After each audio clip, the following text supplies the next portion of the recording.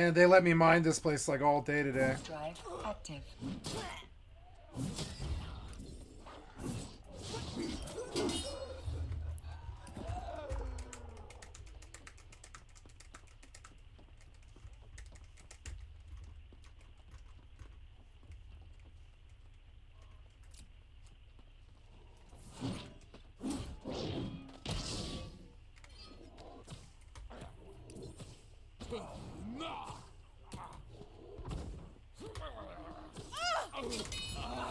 Yeah, damn, my life stat fucking rips. I'm glad I'm getting it out of the way fast. Stamina, huh?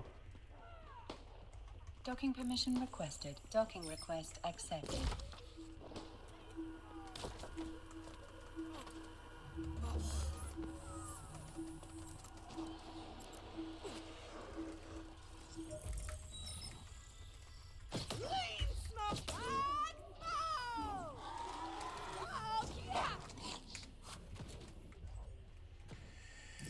No, if I can, well, yeah, if I don't want, I'm gonna respec my life stat because if I can aim the beacon, I want the beacon.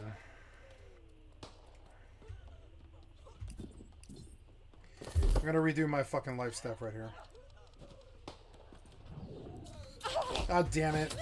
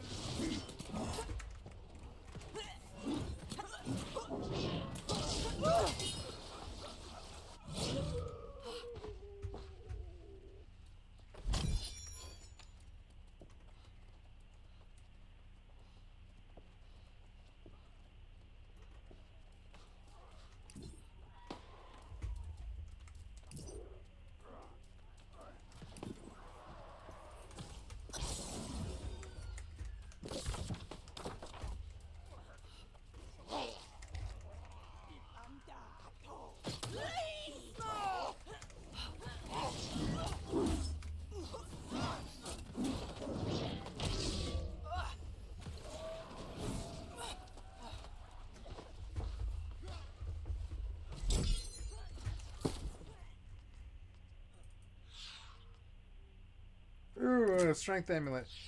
Yay.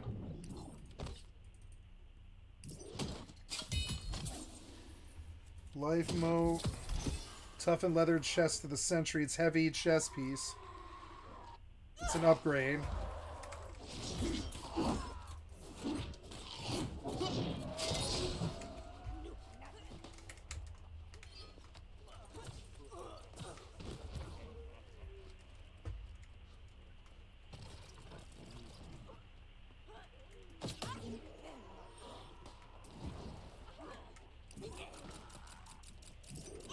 I can like toss heals around the room. It's fucking tight.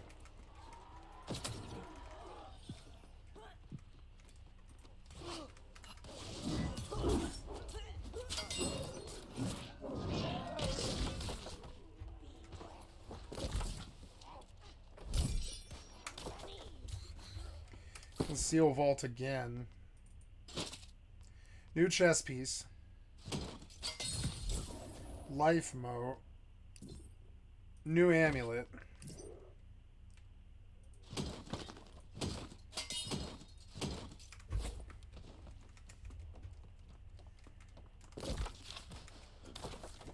I don't know if I'm going the right way. Is this the right way? I don't really know. I see something blue over there, but I think it's ore. I think it's that way. I'm fairly sure.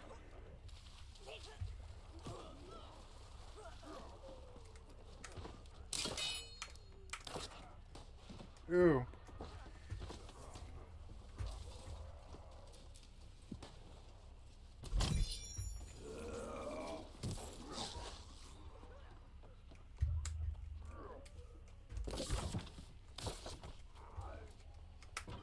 No, don't teleport.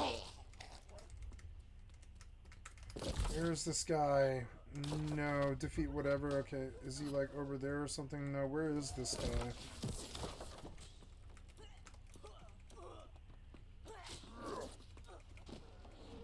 Is it that way? No, it's not that way. It's the other way.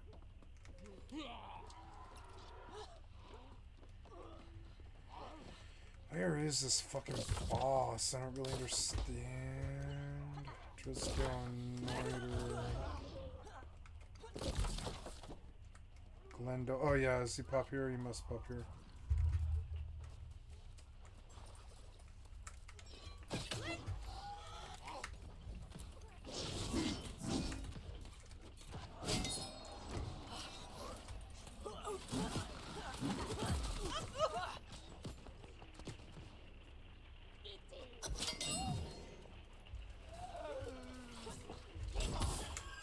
Thank you.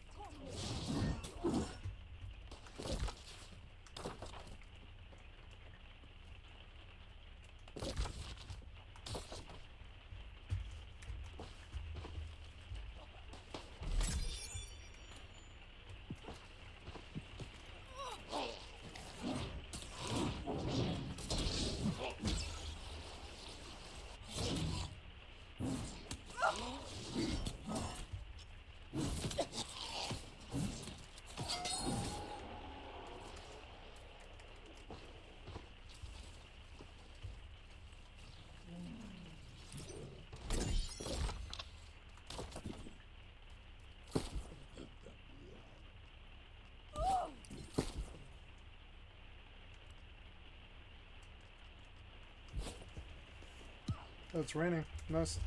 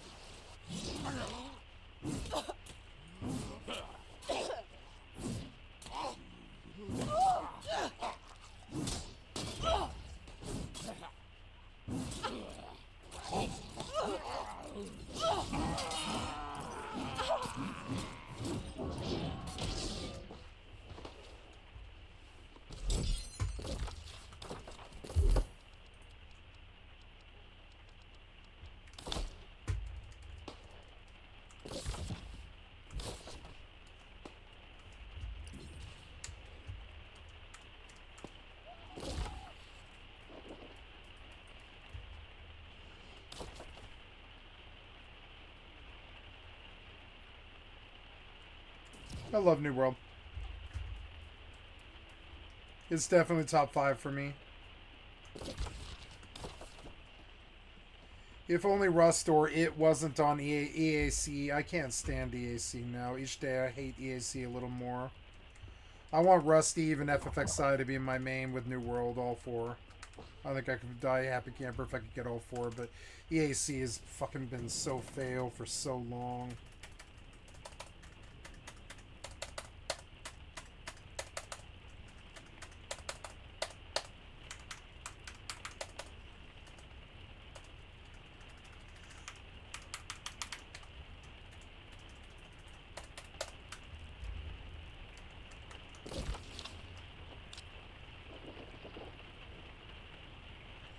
But I just did that. Damn it. I just did that.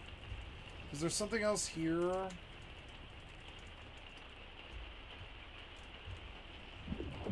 Heavy rain. That'll probably mean I can walk tomorrow. Yay. By the time I want to walk, it'll probably be clean, dry.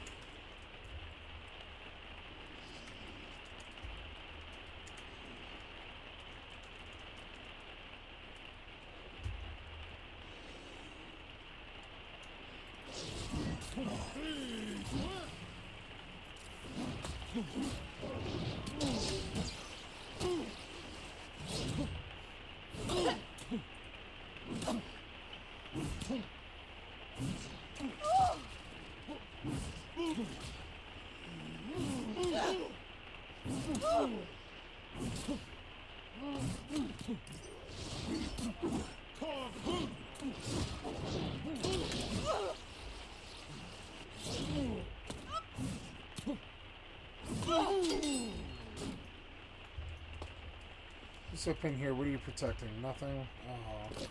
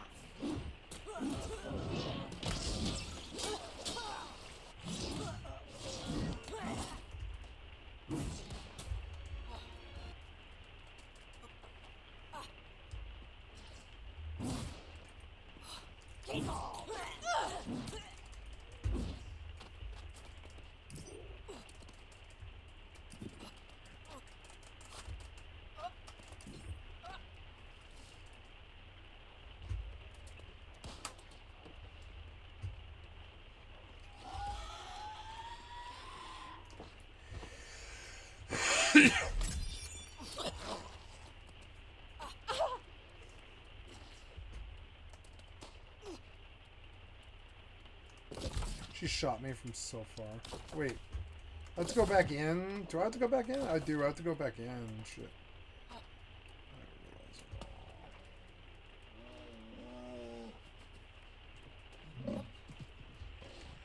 Okay, back in.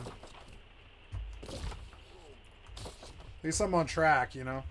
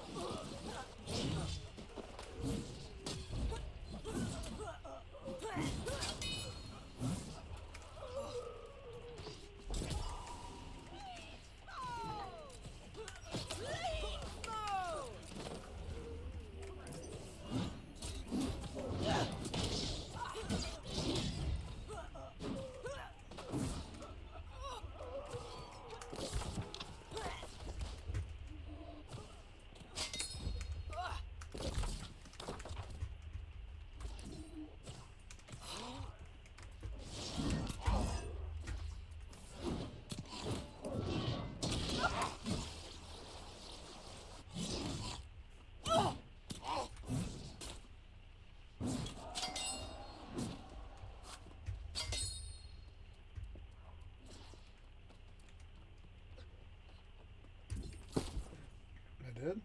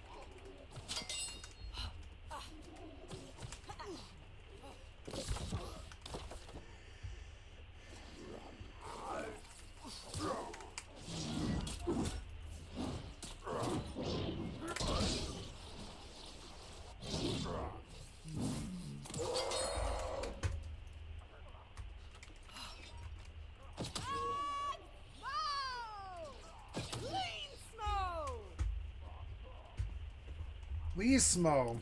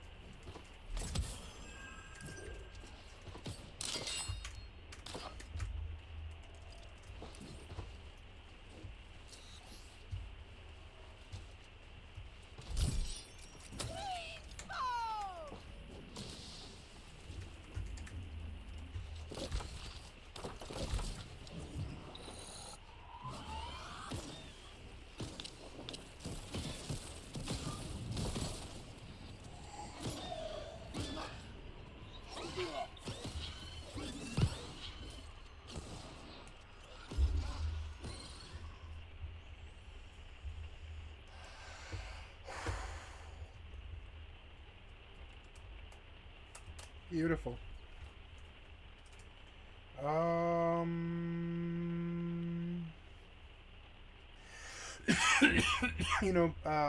Yeah, I do have another load to send you. And I'm gonna kill this character. Okay, we're gonna watch this one after that one. To swatting schools and airports. I heard about these people. It fucking sucks. Fucking idiots. Basically, it was like an all-out online war between two rival Minecraft servers that started out as harmless trolling and then escalated into frantic carnage that put many lives in danger. Sky News was even able to get in contact with one of the anonymous users responsible for sending the hoax emails. When asked if he regretted frightening school children, the hoaxer replied, "It's horrible. It's not the nicest thing." He added that the reaction from schools showed failures on their part and understood that there was a chance that he would be arrested. When asked if he felt remorse, he said, "Mentally, kind of yes. That's human nature, but with the community, you have to become very thick-skinned or you'll get exploited." He said that he wasn't going to lose sleep over it. The goal, in turn, was to make it look like the Velt PvP server was responsible for all the false reports and bomb threats, along with other rival Minecraft servers. In a statement, Velt PvP said, "We're being harassed by a group of cyber criminals that are trying to harass us." You're being harassed by kids, you fucking moron. You are a kid. But just know it's fake. This didn't stop here, however, as more crimes were committed, which included DDoSing and virtually vandalizing websites, basically holding the websites hostage and demanding Bitcoin as a ransom payment. Another member called the FBI field office in Omaha, Nebraska on several occasions, reporting that they were deploying Ebola or anthrax in the office, and also threatened to rape and kill the wife of FBI personnel. The squad also reportedly hacked and defaced a website from a university in Colombia, blasting a picture of Adolf Hitler on the website, holding a sign saying, quote, "You are hacked by Apophis Squad." The problem with attacks such as these is it's on the internet. They all have been claiming Apophis Squad their entire lives. It seemed the hackers and swatters had left a massive trail of breadcrumbs leading right to them. You see, one of their last DDoS attacks was against the email website Proton Mail. And Proton Mail? Are you fucking serious? Fucking Proton Mail. But after your friend Grace told me you were here alone, I had to come. Oh my god. Fucking Proton My heart Mail. was conflicted. But in the end, I took an oath as the protector of the kingdom, not a single ruler. I won't forget that again. Of course, it seems I arrived too late. Hearing the ruckus and seeing the smoke, I assume you succeeded in disrupting their war preparations? Well, there's something to be grateful for. Even if I am a little disappointed I missed all the action. Perhaps we don't stop there.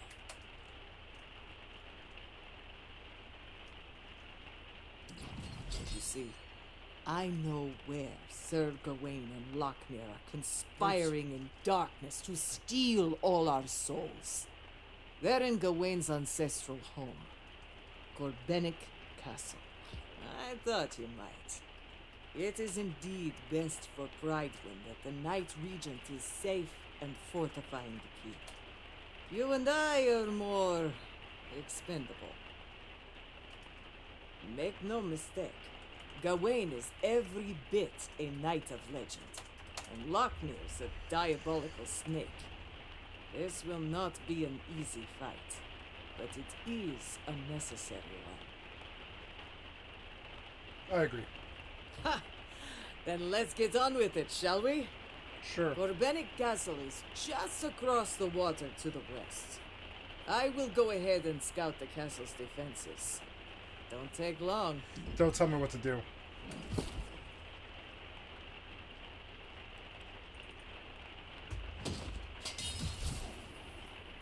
$30 gold, not bad. I'm at 1,000 now. I definitely need to go upgrade, but I've been trying to turn in all these quests. All these fucking quests. How is it that you could love someone, and yet living with them can slowly destroy you? This island didn't help. But oh, Fatima, I miss you so much. Okay, so...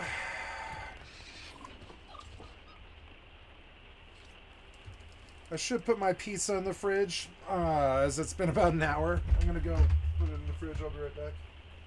Got chocolate on my shirt.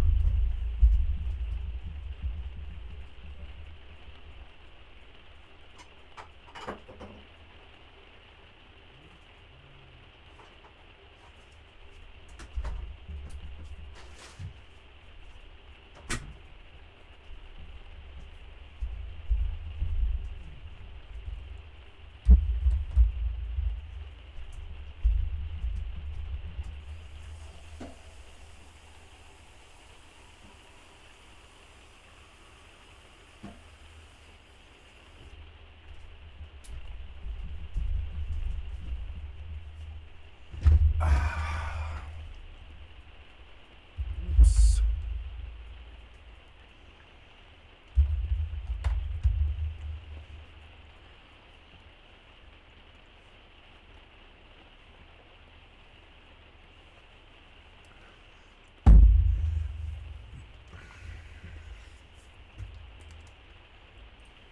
Mail doesn't fuck around. They tracked all of the information of these guys' digital footprints down and sent them to respected agencies, such as the Feds. Such as the Feds. February 12, 2019, The Feds. Office Squad member, 20-year-old Timothy Dalton Vaughn of Winston-Salem, North Carolina, who went by the name Wanted by Feds and Hacker R Us, Wanted by was arrested. Feds. There was also a second member in the indictment, George Duke Cohen, who is 19 years old from Hertfordshire, United Kingdom, going by the name Digital Crimes. He had already been serving a prison sentence in Britain due to him making a false report towards an airliner traveling from London to San Francisco. Both had been charged due to the cybercrimes that were reported back in 2018. It seemed Vaughn had been caught bragging about his actions in a forum, stating that Apophis Squad had targeted over 2,000 schools in the United States and more than 400 in the United Kingdom. Duke Cohen was also alleged to be the one behind the Twitter account taking credit for the hoax emails on behalf of Apophis Squad. On April 28th of 2018, he tweeted that he was, quote, planning to hit as many schools as possible on Monday. We hope that anyone just wants to have a day off or get out of that math test you have will email us any schools. We are working hard on getting 100,000 emails. Crazy thing is that George Duke Cohen had already been caught red-handed in 2018, and in turn was arrested, kicked out of school, and ordered not to get on the internet after making bail. But then he did it again and was thus arrested and again made bail. But that didn't stop him.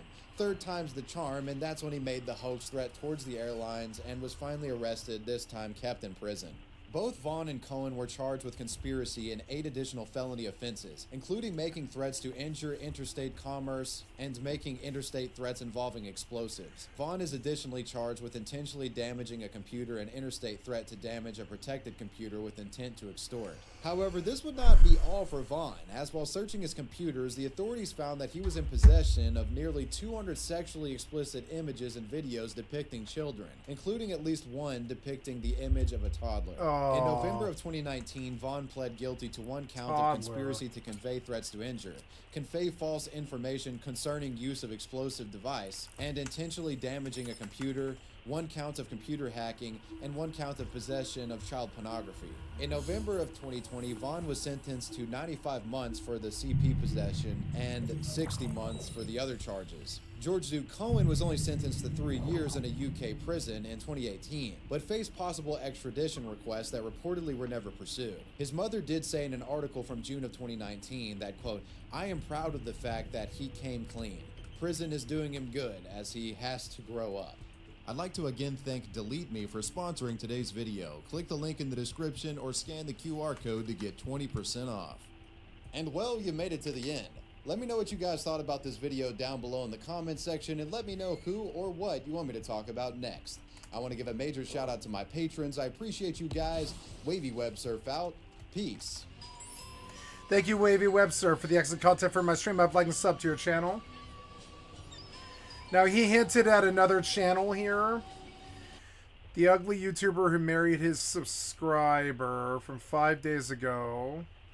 And we'll do this before we go do the darker Apophis Squad. So if you guys are anything like me and you found yourself in some, more obscure corners of YouTube, you've likely stumbled across the Black Pill community before. It's a group of guys I have that no idea what feel that like is. You're either born attractive and you get all the ladies, or you're born ugly and you're fucked for life, and there's pretty much nothing you can do about it. What? This is the side of YouTube where you find those looks maxing videos where they analyze your canthal tilt and shit like that. If you have a negative capital tilt, it's over for you. If you have scleral show, it's absolutely over for you. And in this side of YouTube, there are a lot of these videos posted by lonely guys that are basically telling their life stories about how they've struggled with girls their entire life. Today we're going to be talking about what I consider the king of all of these guys. It's a story about a guy who posted a video describing his life as an ugly person. And this video inadvertently setting off a string of events that led to him becoming married. This is the story of Never Give Up. Hi there, and welcome to another update video. It's been a while since I've been active on YouTube, basically at all. So this is David. On YouTube, he's known as Never Give Up, and in 2019, he would post a video titled, Being Ugly, My Experience. I feel really alone, and I felt like I was gonna search YouTube for people with the same issue as me, and that is being really unattractive. And it's really just the guy bearing his soul in front of all of YouTube. He describes the stuff about his appearance that he doesn't like, saying his teeth are fucked up, and shows how he's got this leafy as here jawline. I have extremely much loose skin. I have a big forehead. You shouldn't really worry about big, it, buddy. You're bulky fine. Nose, and my lower lip. You kind of get the feeling that the reason he's making this video is so that other people out there that are in his position feel a little bit better about themselves, or at least feel like there's other people going through the same struggle. Because I know lots of people on YouTube, they are like looking on these, they're trying to find someone to relate to and they can't. So I'm not comparing myself to the worst of the worst. I'm just here to tell my story. David explains that he would chronically message people on social media in an attempt, you know, desperately to find some sort of female companionship, saying that he would cycle through like 400 to 500 women and, you know, he's not getting any bites at all. From when I was 15 to 17 was well over 400 or 500 girls that I wrote with. I even wrote with... That's not how I it think works, it was buddy. Like three girls that were handicapped. That's no, not how this it time works. I was between 15 to 17 years, so I was quite young. I swear to God, I've heard this kid before. I've heard this kid before. I've seen him before. I've heard him somewhere else, and I'm going to show you where I think I've seen him before.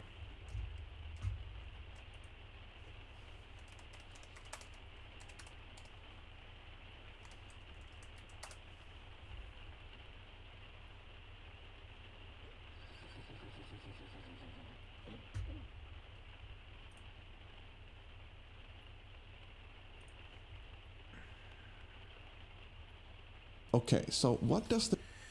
I swear to God. Now listen to this guy talk. Single one called me ugly. And while everything described us... No, let's go back a little bit. That he would cycle... I was 15 to 17 was well over 400 or 500 girls that I wrote with. So, okay, listen to how that guy talks. Now listen to this guy. The most accurate handsaw player think about while aiming? Well, this video is going to be my attempt at opening up my thought process and also explaining what I look out for when choosing my position and my targets. Tell me this is not the same exact guy. It's the same guy. It's the same guy. It's the same guy. If not, they come from the same city. I even wrote with about, I think it was... This is him about 10 years before. Like three girls that were handicapped. No, this time I was bit... It's not that impressive to me because this is like the baseline that I expect from myself. Because I think of every single shot in a way that it's like... Oh my God. If I don't hit it, there needs to be a reason of either bad aim or unpredictable target.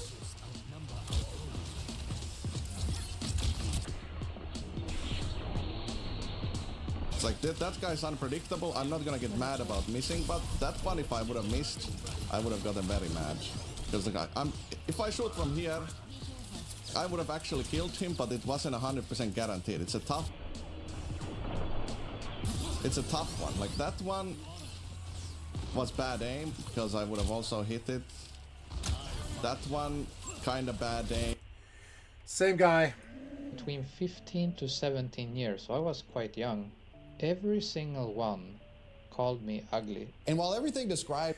It's the same person. I think I nailed them. They even look the same. Same glasses, same fucking haircut, same everything. Thus far is pretty saddening and like disheartening. You feel for the guy. But what he goes on to describe next is like even more heartbreaking, really. It's when I first met the first girl in my life that wanted to be with me. And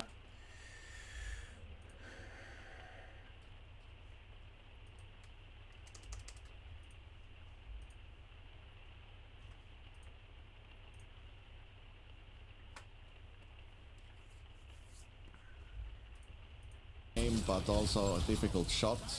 But it's like my point was that it's like they're already looking at me, so I can't expect to hit that.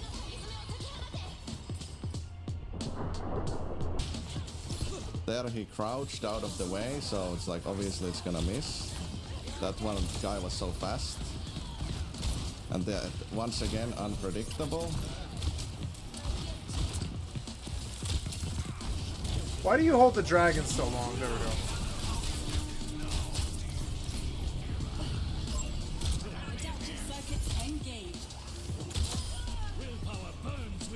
You're really trying to do the 1v1 like that, bro? Come on.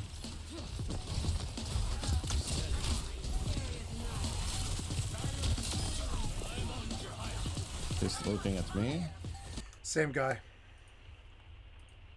I spent 7 years with that girl, and I regret it very much, because that was a girl that treated me so badly and was just using me. She did Are you she called sure? me ugly. She forced me to walk 5 to 10 meters behind her. She'd never hold my hand. She never kissed me.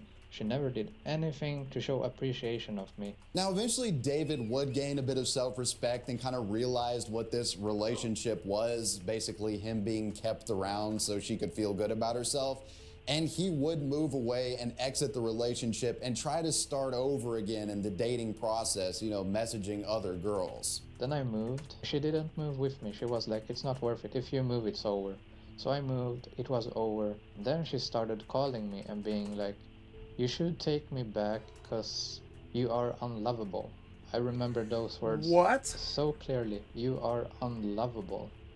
That's the worst thing I ever felt, and I was You like, just had a bad girlfriend, buddy. And yeah, at the end of this video, the guy just seems dejected, depressed. And, it happens kind of says rarely. It just feels like giving up. It happens once in a really, while. You know, a low moment for the guy that he's just sharing with the internet publicly. Not a single soul wants to reply or write or give a person like me a chance. So where am I standing in this all right now? Extremely depressed, extremely sad, feeling like giving up. And this is probably the only video I can ever... It must be fun to get so down on yourself. For me, I always felt like I was being crushed by other people. Like the system, the cops, a dude who tried to kill me for no reason, who was just basically a friend. Like, I don't, you know... It must be nice to blame yourself and be like, I'm ugly and I can't have any friends or anything like this. For me, it was always like, Jesus Christ, man. It's lucky I don't have like a fucking holy war with these people. You know, it was, to me, the anger was always like outward. You know, it's weird I blamed other people. I was like, I don't know. A lot of my problems are my fault, but a lot of them weren't, though. A lot of them were just fucking straight up bad things happen to good people. It's like that. Like, it's like that. Some of the things were a lot my fault. But other things were just like, didn't need to happen and did for no reason. Fucking stupid. Do right now. Whoever watches it, if even anyone watches it, I don't know. Hope it goes better for you. I hope you can sorta relate to me. Now, at the time, David probably thought this video would get maybe like 100 views, but it resonated with a lot of guys out there that were lonely or, you know, themselves thought they were ugly. And it ended up going viral, sort of making this guy a hero in a way for speaking out, you know, on a topic that a lot of dudes seem to struggle with. And before you knew it, David had become an ugly influencer of sorts. People flooded into this comment section praising him and sharing their own stories with loneliness and being ugly. This newfound venture and success on YouTube gave David some purpose, and he started regularly uploading videos detailing his day-to-day life, gaming, and also just talking about updates in regard to his dating life. Or I should say, attempting to get a dating life. But yeah, so physically I'm starting to get a little bit better and we're making progress. I found a really nice girl. The problem is she lives in the US. But we're working on meeting as soon as possible. And me and Lullaby are doing pretty fine. She's enjoying Animal Crossing. That's right. No. You have a abusive long-term relationship. On a Switch. She's been playing Animal Crossing now for like 3 days straight. It's been pretty nice for her. I'm glad she has a good routine of something fun to do.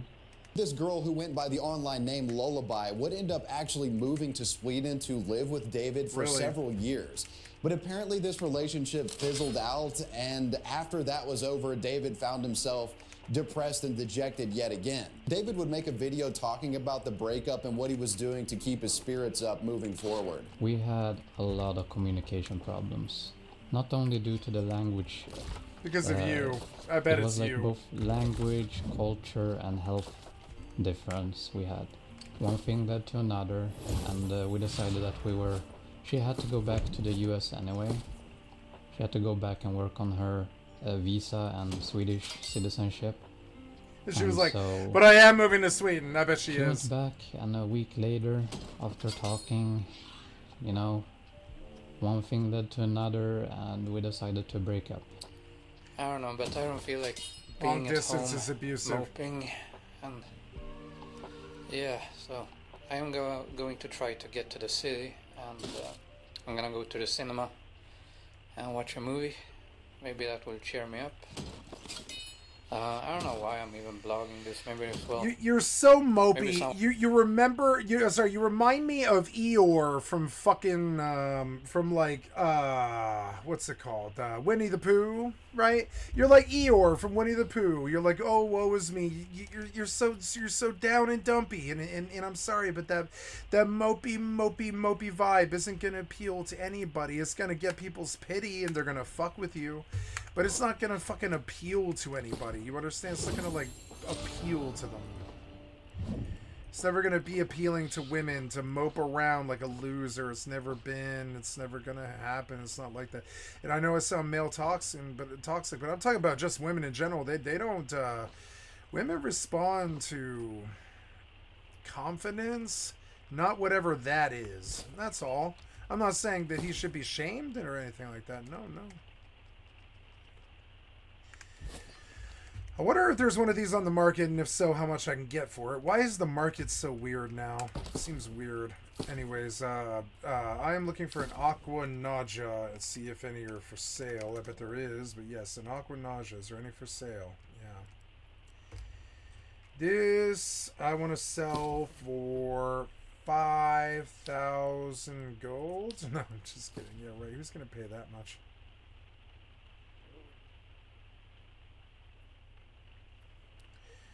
Aqua Nausea, I want 1,000 for it. Or, I don't know. This early in the server, that's insane, but it can sit there for a little while. You can buy it for 3,000. 3,000. Yeah. 3,000.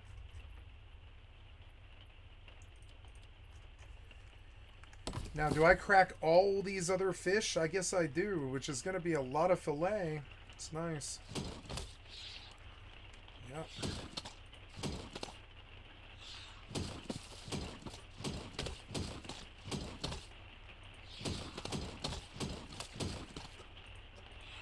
Caviar might be good.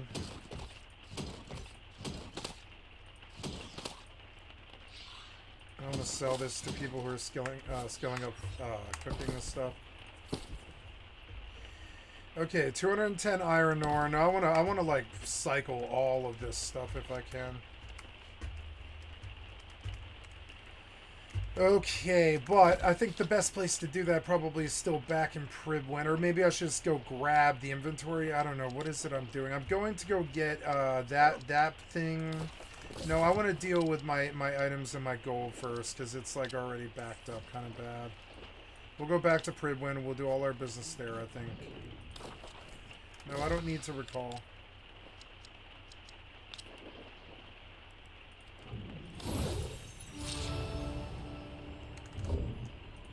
No one else will feel less alone.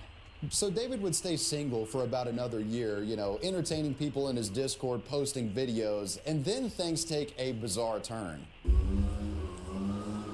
I'm trying to record this video, and they got the whole... they got the whole landscaping unit out here fucking leaf blowing.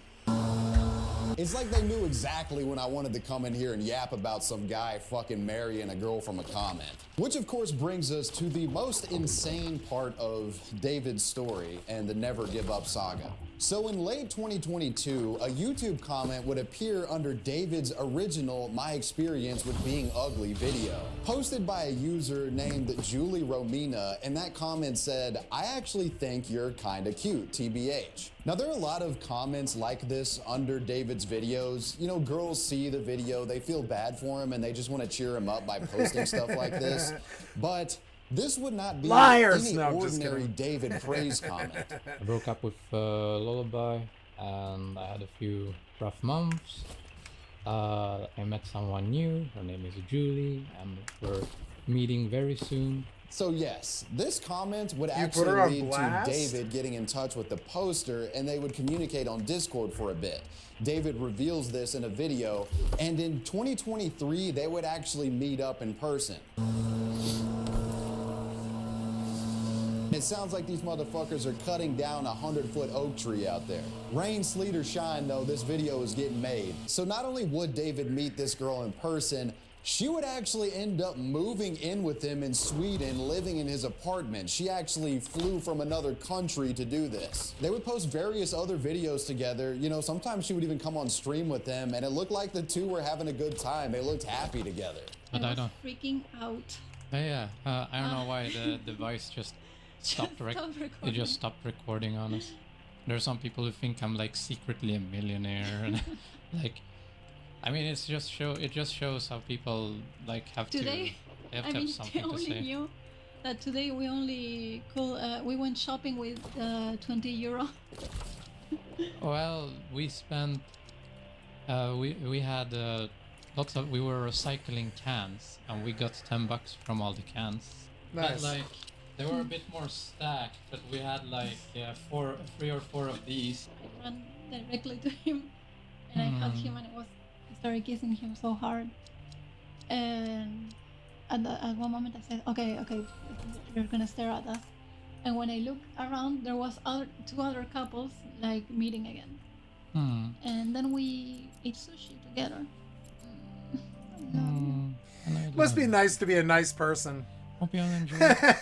And we will see you all in the next one. I remember I was like this. I think I was like this until I was like, I don't know, probably about the first time I ever did meth or something like that. About 23, I'd say. I was nice until I was about 23. I can't relate to these fucking putzes. I honestly can't. I like honestly, like, these are like, when people call me goober, these are the people that I envision.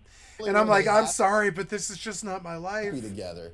Within 6 months of dating, the two actually got married. Oh, they got married. How sweet. A man had been married from a YouTube comment. I mean it. She was like, I mean it. Yeah, I'm sure you do.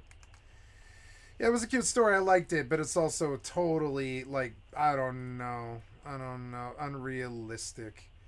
It's unrealistic.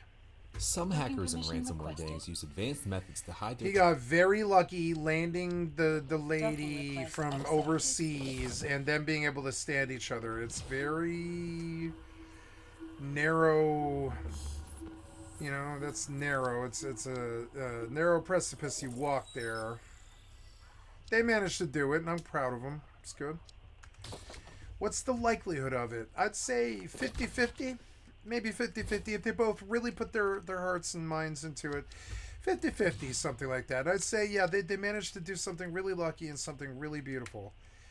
But most times, life is what happens when you're making plans. Then I think of, like, what kind of plans are necessary for a girl to fly in from overseas? What kind of plans are necessary to get married? How long they would have to date before that was possible? All that other stuff. That's all okay if the person lives near you. But if the person doesn't live with you, that amount of pressure is a little scary to me. They're like, oh, I gotta land you, essentially, sort of pressure. It's like sort of weird. It's like they gotta land you essentially at that point, or I don't know. It's a little iffy to me.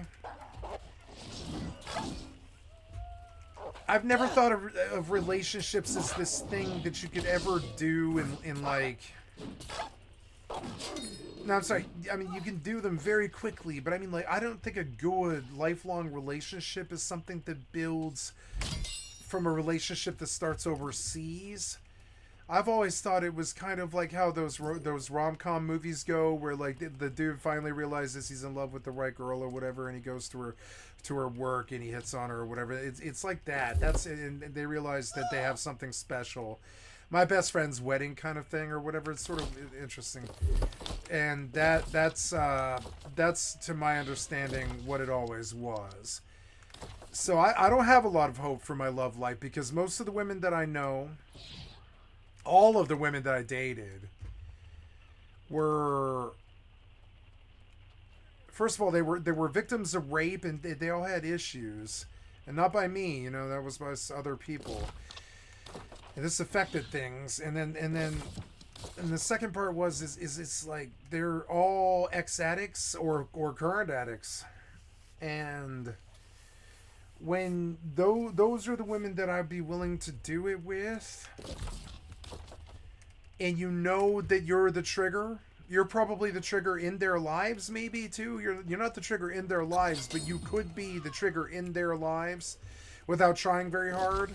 You could easily drag them down, and it's a hard thing. It's a hard thing being an really hard drug addict, and understanding that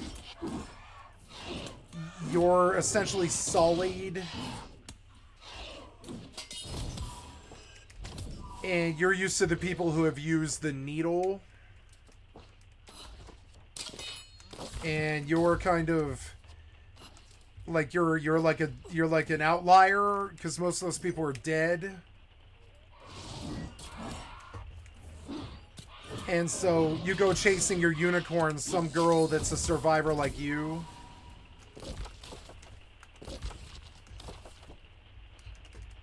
And it's not too fun.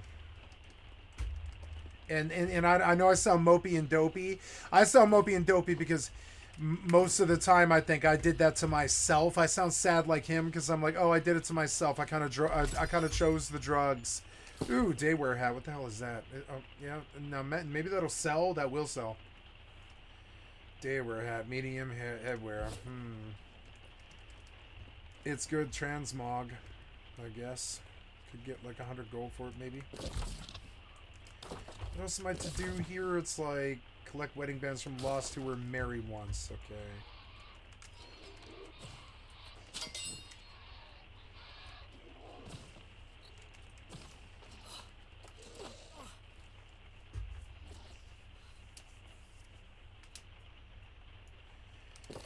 My black helmet is kind of weird. I'm going to change it.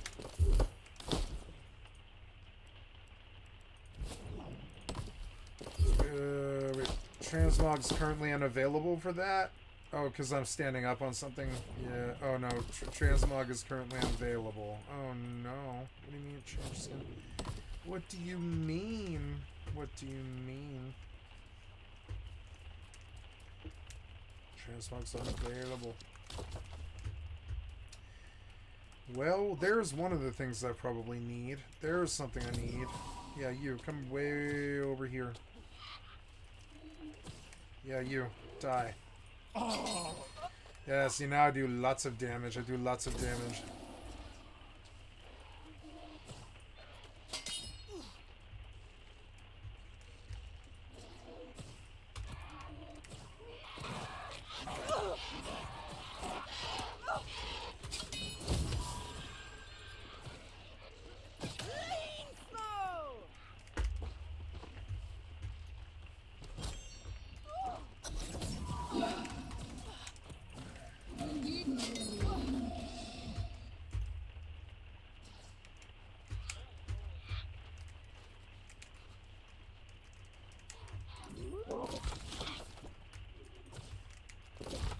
We're done here? Yeah, we're done here. So now I go all the way north of Everfall, I guess. How did I end up in Monarchs like this? It's sort of weird.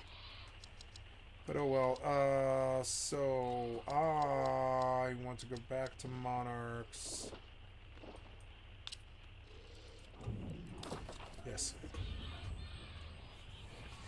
And I will go get my horse. Oh. I'm sorry, but the one thing I would like to do while I'm teleporting is consult the map.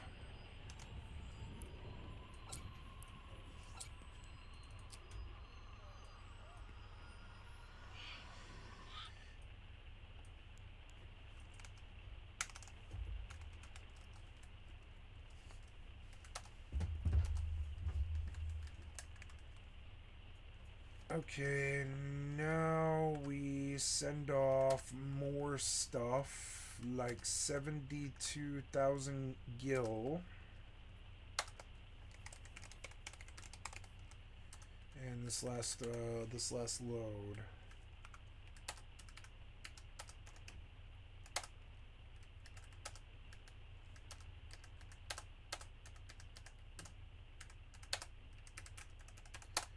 And we prep to begin FFXI hardcore in earnest because the goddamn fucking fireworks aren't running. But I can actually listen to see if I have aggro or if I'm dying or something. I can listen to the sounds of battle. Without the fucking fireworks running all goddamn day. Fucking so annoying. I've lost 3 hardcore characters due to it. I had to mute all 3 times I died because I was muted. I had no idea how to aggro or something like that. Stone. I don't know. I've got a cycle. No. I'm going to move to Everfall now. Yeah, we're going to take it all. Oh, no. Can I carry all this? No, probably not. Well, it's okay. We're gonna pick up what we can pick up. And we'll come back. Like every other game, I've got to move around and shuffle things around. It's so annoying. This thing has 1,200 pounds, but I mean, I'm moving to Everfall. I know that I am. Wait, no, wait. Oh, there. Just drop the leatherworking and I'll come back for the rest of it in a minute. Or whatever it was. Yeah, the stone. I'll come back for the stone in a minute. Or whatever. Give me that and that. Yeah, and I'll come back for the stone here in just a minute.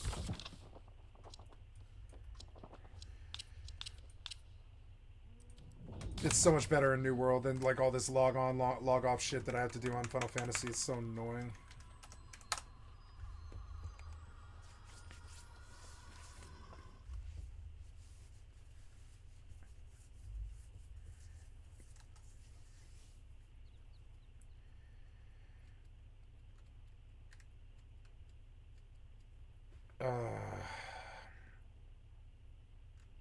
Yeah, that's right? Yeah. Okay, we're going back out again. I've made a lot today. I don't know how much money I made today, but it's a lot. Like 280 million or something. I make a lot more money doing nothing and just gambling and stuff and being myself than I ever did trying to be like other people or what other people do. It's sort of weird. Other people have what they do and I have what I do. See, now I feel like I have good frame rate. It's weird. Like, even though it's only 60, 70, it still feels like it's solid. It's weird. Like, can I bump anything here? Like, the LOD doesn't matter. Yeah, I don't think the post-processing matters. Can't turn that up, but we can do all the rest of it. Yeah, I think so. And the reflections are good, too. I don't think those matter either. Yeah, I don't think it matters. Yep, and there's still a really nice frame rate. Yep. So, I want that. Yeah. Warp drive active.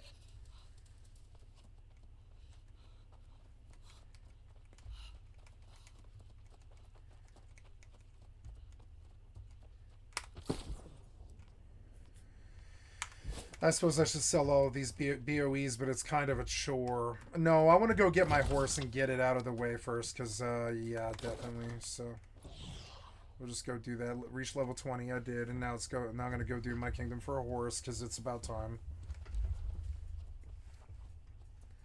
Mm-hmm.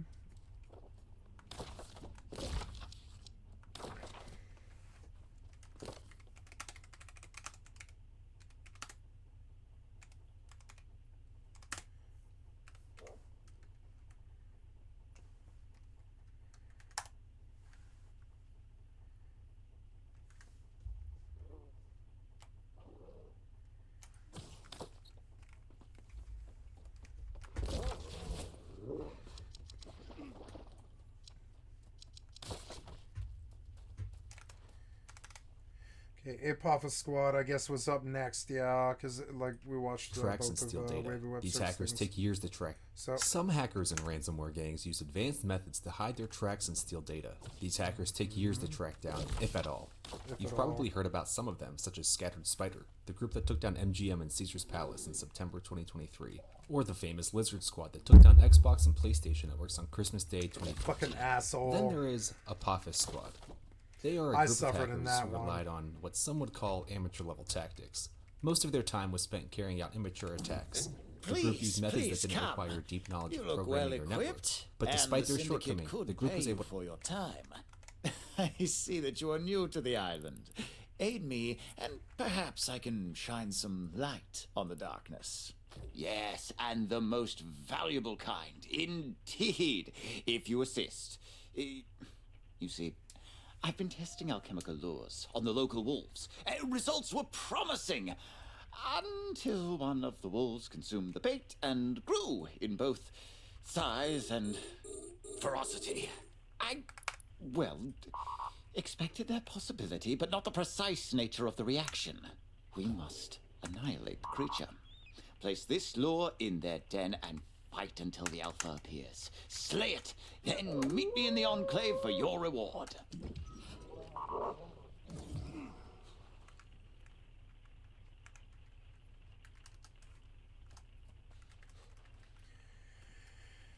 Oh, nice. She's sitting on 320 or something like that. So I'm sitting on 440, which is good money for Treasures of Aeturnum. I think I'm ready to go in. I even have the items to unlock Treasures of Aeturnum just sitting in my bank. It'll be fun to return to Final Fantasy from an XP level perspective. But I mainly am not too worried about Your inventory is full. Yeah, I've got to deal with that. Let's see. Your storage isn't full, is it? I don't think it is. Yeah, no, not at all. Anything that stacks that doesn't like pertain to being like the assault or a thief or anything, yeah, like the that. The capacitor is empty. Oops, yeah, I forgot. Sorry.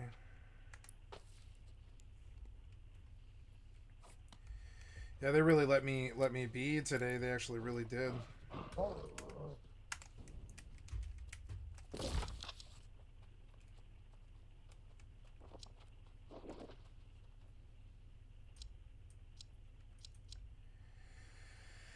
Fickle Fusions, Fanged Folly. That's the next thing I'm going to do. I'm going to grab that. I think I'm going to go purple because purple owns Everfall.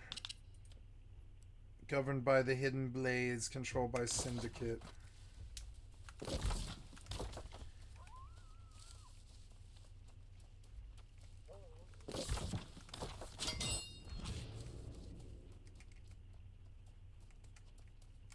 Ooh, Iron Vein. Oops.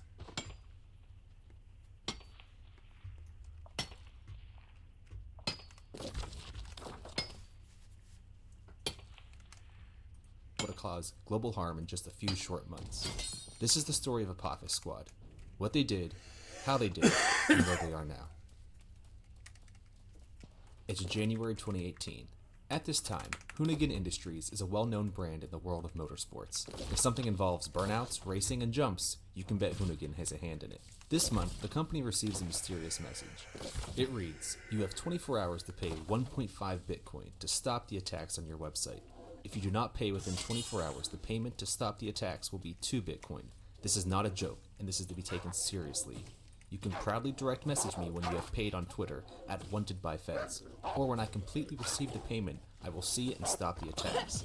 We have the ability to avoid any DDoS mitigation tactics you might pay to be deployed. We have dumped your client's database, and if you try to avoid paying, we will release all your customers' information. We have emails, names, address, and full details on the payment methods and payment details." It's unclear why, but Hoonigan dismisses the threat. It doesn't pay the ransom and ignores the hacker who goes by the alias Wanted by Feds. Shortly after ignoring this message, a large negotiate DDoS with attack terrorists? begins. No. The DDoS makes Hoonigan's website inoperable. This type of attack floods the website with junk traffic. It overloads the server and crashes the site. The DDoS against Hoonigan lasts for 3 days. During the attack, customers can't access the merch, view videos, or see Hoonigan's newly released in-game content for the hit game Forza 3. The DDoS against Hoonigan won't amount to anything significant. There's no proof that any data was actually leaked, which may be why Hoonigan never complied with the threat. But this attack is important because it introduces us to Wanted by Feds. This is one of the aliases used by Timothy Dalton Vaughn. His other aliases include HackerRUs, HDG0, and Xavier Farvel. Timothy is a member of Apophis Squad. He is 19 or 20 years old at this time. He's a relatively unknown cyber criminal, but as you will soon see, he does everything he can to make it known to the world that Wanted by Feds and Apophis Squad are not here to play. The motive behind this attack was never publicly shared. Perhaps the company's large online presence made it a target for this attack. Or maybe members of Apophis Squad had a personal vendetta. Maybe it was entirely random. But the reason doesn't matter. No matter what the motive was, Timothy's desire for attention likely contributed to this attack. And this desire to stay in the spotlight will ultimately lead to Timothy's arrest.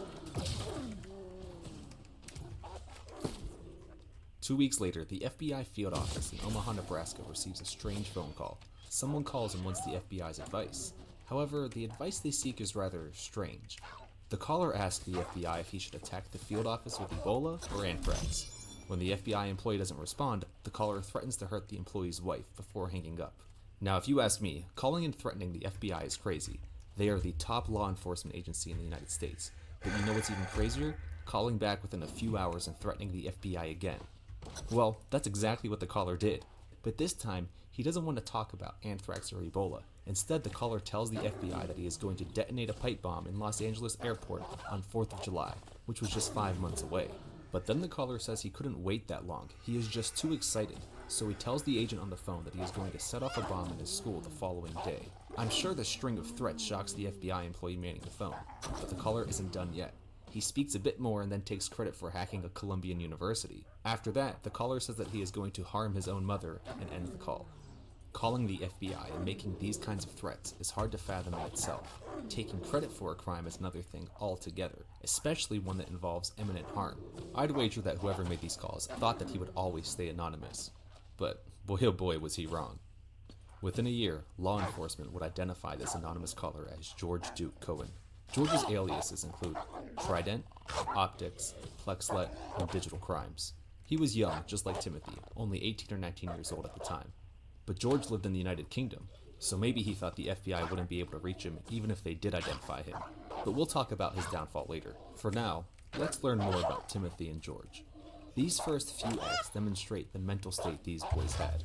They appear to have wanted attention for all the wrong reasons. They seem to have wanted law enforcement, in the world for that matter, to know that a new gang was in town. Apophis Squad was here to hack and cause havoc, so you better get ready. Shortly after George's call with the FBI, he uses his Twitter account, Trident, to take credit for hacking Colegio Nueva Granada. This is the Columbian University he had mentioned to the FBI. The U.S. Department of Justice would later say that Timothy and George worked together on this hack. The attack consisted of defacing the university's website, making it inoperable. After the attack, George's tweet read, "You are hacked. Hacked by Apophis Squad. Official Apophis Squad hack. Keep this up or people die. Ha ha ha. LAX 4th July bomb." A follow-up tweet stated, "Will they ever learn good security? I'm a skid. Do not hack me. CNG EDU. Own database leaked. At Brian Krebs, at FBI Omaha. Told you I hacked them." Now this message is notable for two reasons. First, Cohen claims to be a skid. A skid is a novice hacker. Urban Dictionary user, the ACE, defines a skid as someone who takes a script from another website and uses it to hack without fully knowing what they are doing. In regards to Cohen's tweet, he requests that no one, presumably law enforcement, take action against him because he is just a skid after all. It seems odd for him to make this claim though, because he just bragged to the FBI about hacking this website. Given his age, maybe he thinks putting this disclaimer will save him, or maybe he is taunting security officials and saying that the website was so unsecure that even a skid could deface it. The second interesting part about this tweet is who Cohen tags. Yes, he tags the FBI Nebraska field office, which I assume is meant to confirm that he is the same person who made the phone call, but he also tags Brian Krebs. That is the Brian Krebs. Krebs is a well-known cybersecurity investigator and reporter. He runs the website KrebsOnSecurity.com. It reports on major cybersecurity issues. Because of his reporting, Krebs has garnered a lot of disdain from cyber criminals. They often send DDoS attacks to his website, and some actors have gone as so far to send drugs and SWAT teams to Krebs' home. George tagging Krebs in this tweet might have been an attempt to gain legitimacy in the space, and maybe he wanted even more notoriety. After all, millions of people would see Apophis Squad's handiwork if Krebs published a report on the attack. After making these tweets, George and Timothy want to make sure the FBI knows about Apophis Squad, so once again, George calls the FBI field office in Nebraska. This time, he identifies himself as Jake Davis from Florida. George tells the FBI that Apophis Squad is responsible for the CNG hack. To me, these tweets and phone calls indicate that George and Timothy were desperate for attention. They must have thought they'd make headlines for hacking the university. Any press coverage the hack gained would legitimize Apophis Squad in the eyes of other cyber criminals. Why else would they call the FBI and taunt them when the hack occurred on foreign soil? The FBI's jurisdiction doesn't cover hacks that occur in Colombia. The agency was probably not even aware of the CNG hack until these phone calls and tweets were made. Or maybe these were just bored teenagers who had no idea what they were getting themselves into. Regardless of their motive, Apophis Squad's next move demonstrates just how low they would sink for attention. It's March 2018, and Apophis Squad has some new targets in its sights: American and British schools. In its first move, Apophis Squad creates spoofed emails from Velt PvP. At the time, Velt was a Minecraft server for the highly popular game mode Hardcore Factions. Now, this connection to Hardcore Factions is not surprising if you follow hacking in the late 2010s and early 2020s. Hardcore Factions is a ruthless game mode that attracted thousands of teens. The most serious players resorted to hacking to gain an upper hand. There is a strange pipeline of Minecraft hackers who eventually took their hacking outside the game, and maybe members of Apophis Squad were part of this pathway. An example of this would be Graham Ivan Clark. He went from a Minecraft hacker to hacking Twitter and stealing millions in the process. Crumb did an excellent video on this subject, which I've linked in the description. Now that you have some context, let's get back to Apophis Squad's spoofed emails. The Apophis members create an email that looks like it comes from the Velt Minecraft server. They then send these emails to hundreds of British schools, informing the schools that a student had a bomb on campus. This student would detonate the bomb unless $5,000 was sent to Velt PvP. Now, this threat makes zero sense on its face. What business does a Minecraft server have to do in making threats? But schools have to evacuate in case the threat was somehow real. Sky News reports that over 24,000 emails were sent out as part of this hoax, prompting evacuations across the country. Reddit users mentioned how nerve-wracking this was, even though they also knew it had to be fake. In response, Velt releases a statement saying that these are spoofed emails that probably came from a disgruntled Minecraft player. Apophis Squad celebrates all the press coverage this campaign received. Cohen publishes this tweet to take credit for the attack. "We hope everyone in the UK enjoyed our email. Thanks to all who participated in the event. Flexlet." About 10 days later, the group sends out another round of emails to schools. These emails threaten that someone plans on running over school children with a car as they exit the building. Here is a copy of the message, as reported by the Evening Standard. At 3:15 p.m., a car will drive into as many students as possible as they try to leave. If you try and evacuate them, the driver will get out and shoot any student leaving. You have a choice here. You can ignore this email and risk the lives of your students you say you care for, or you can listen to what we are telling you. The only way out is to go out with a bang. From your team, Plexlet. As you can imagine, the email prompts a second round of evacuations and school closures. It also gains press coverage throughout the UK. And like clockwork, the group takes credit for the attack the same day by publishing this tweet. "School's out for the day. Hope all you hard-working students get our emails. Do not panic. They are fake. We think. Plexlet." It appears that Apophis Squad realized that these types of threats would gain the group more attention than their earlier acts. They finally had something they were known for, and the group leaned into it as much as possible. Throughout the month of April, Apophis would send more threats to schools in the US and UK. One threat involved spoofing emails from another PvP Minecraft server called Zonix. According to George's tweets, the CEO of Zonix had made fun of Apophis Squad. I tried to find out what was said, but nothing came up in my research. But after this teasing, the group reacts by sending out a round of email threats that appear to come from Zonix. The emails say that someone was coming to the school with weapons and explosives. The full email reads, "Hello, you have made a choice to not listen to us. I got bullied at this school and you did nothing. Now you will understand the true meaning of pain. I am coming into school with 3 bombs and a .22 handgun. If I see any staff or students, I will them and them. When I run out of bullets, I will their throats and watch them on the floor. If I see any police at the school, I will blow up the bombs." By now, you should expect what would happen in the aftermath. It's a Hecate. Schools evacuate, police come, and Zonix makes a statement that the emails were spoofed. That same day, George gives an interview with someone who runs a now-deleted Minecraft YouTube channel. His Twitter handle was cbrady350. George tells him that he plans on leaking military secrets next. We only know about this interview based on the government's indictment, so the exact details are still somewhat unknown.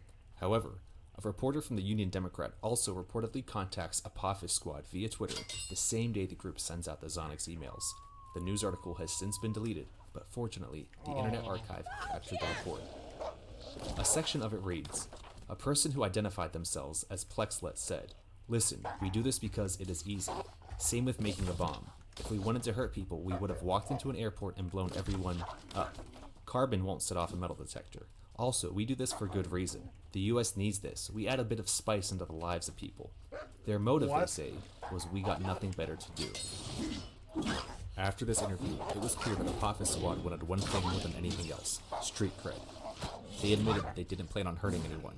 They just had nothing better to do and wanted to gain recognition. Just days after the Zonix threats, Apophis sends out another round of emails. This time, they appear to come from Mindplex. As the name might suggest, Mindplex was another Minecraft PvP server. Apophis certainly seemed to be sticking with a theme. The email threat is similar to others. As you can see, it mentions a bomb, Columbine, and many details about how the sender plans on harming children. And this time, the email includes a photo of what the explosive looks like. After this attack, George takes credit on Twitter like always, but then decided to expand his group's services.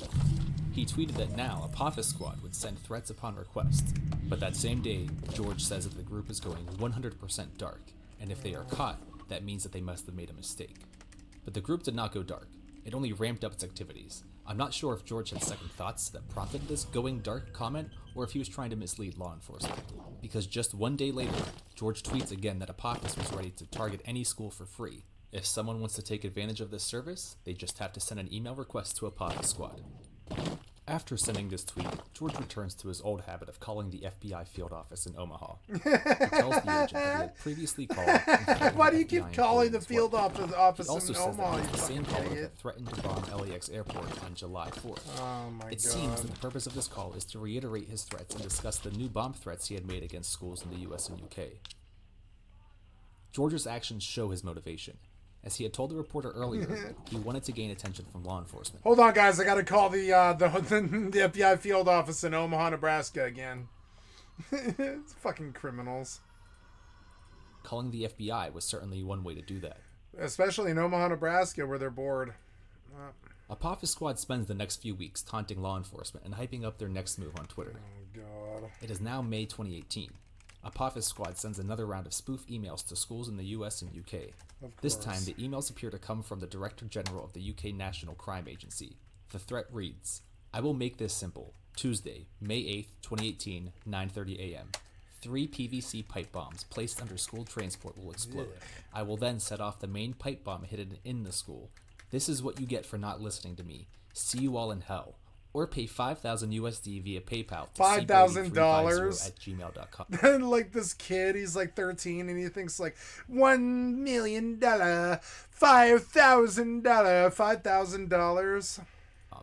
If you recall, cbrady350 is the journalist who spoke with George a few weeks earlier. So why would George now falsely incriminate him? George then proceeds to tweet, "Oops, C. Brady, you about to get $5,000 USD in your PayPal. He he he. Better pay up, boys, or school could go boom."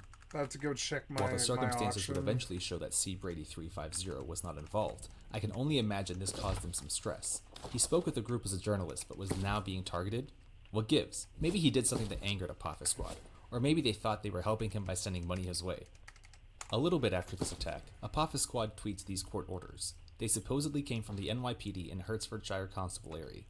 The subpoenas require Twitter to share with the police any information it has about the Apophis Squad Twitter account. This includes subscribers, ISP information, and any other digital records that could lead to identifying this group. But Apophis Squad says that these subpoenas are for old Twitter accounts. Any data that Twitter gave to the police would lead to a Russian email account and a masked IP address. It's now June 2018. George and Timothy send out their final round of school threats. This time, they posed as the mayor of London, Sadiq Khan. They escalate their threats, saying that they have RPGs and landmines. They threaten to hurt students if police enter the building. They say that they are unhappy with the way that children are not adhering to the Islamic dress code. That last part about the Islamic dress code is noteworthy, because Sadiq Khan is to give you the grand tour. Simply say the word.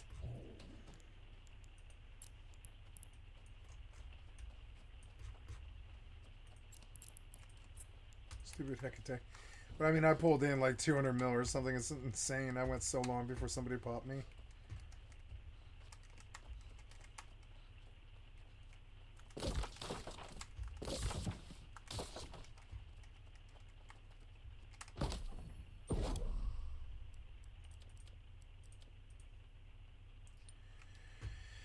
Yeah, I can make coarse leather now, can't I? Yeah, I think so. Yeah, nice. Rugged leather. Of course.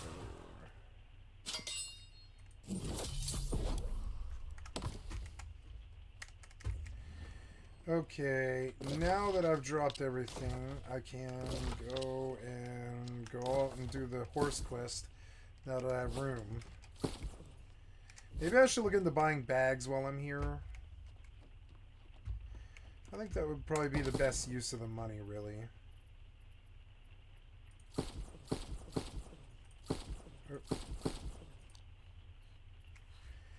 Ooh, 620. That seems really steep.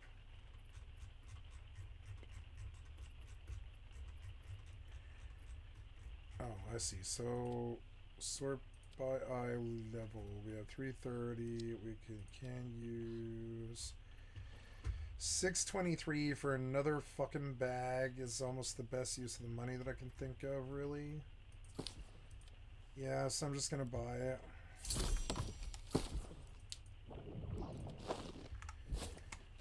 Oh wait, I can only have one? Oh shit, I can only have one? Wait, how is that right? No way.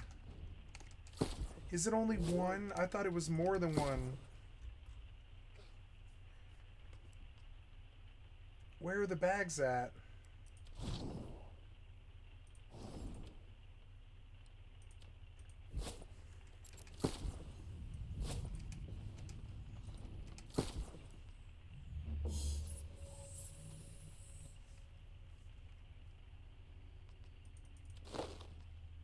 Oh, there. At level 30, I get a second one. So this one, oh yeah, so 275.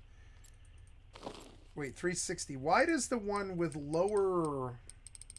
Oh, hold 53 because it has extra pockets. This one's better, though. It's higher eye level. And we'll use the other one when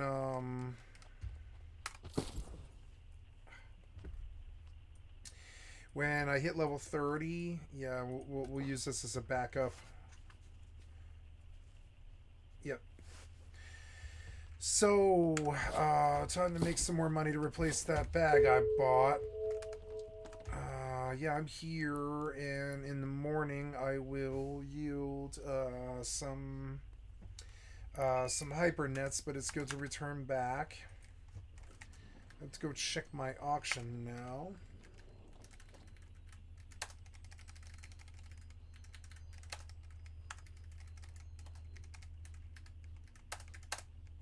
Ugh. Damn, I can't see because you're blocking it. It's so annoying.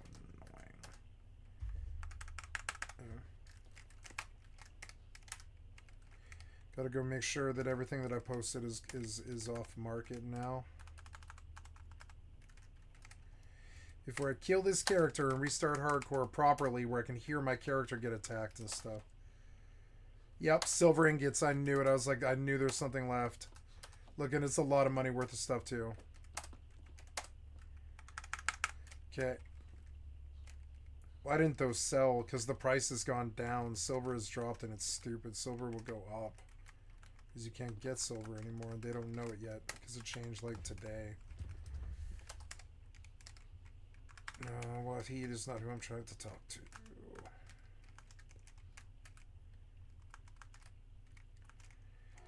Okay, so I am trying to use...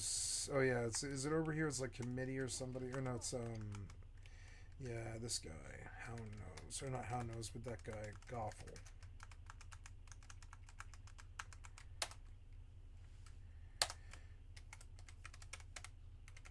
These can go to the main.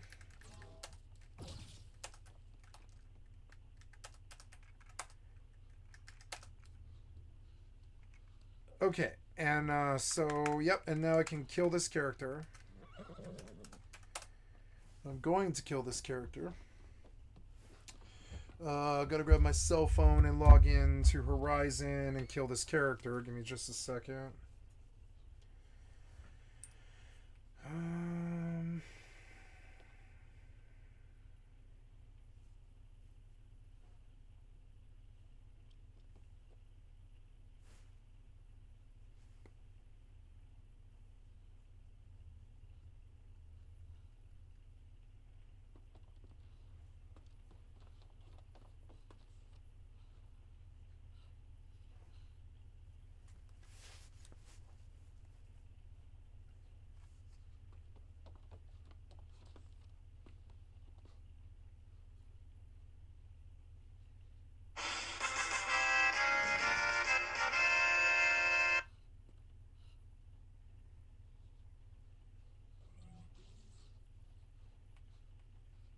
Maybe I can't kill this character yet.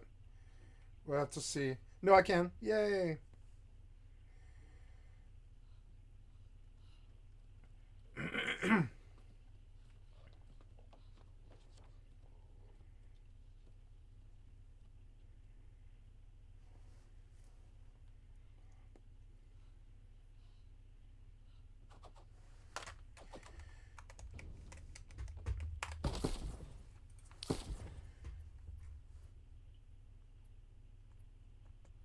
I have some hyssop. Could make some money. But also, I would like the horse. If there's something I'd like to do tonight, it's to go get the horse, so I will run north, yeah.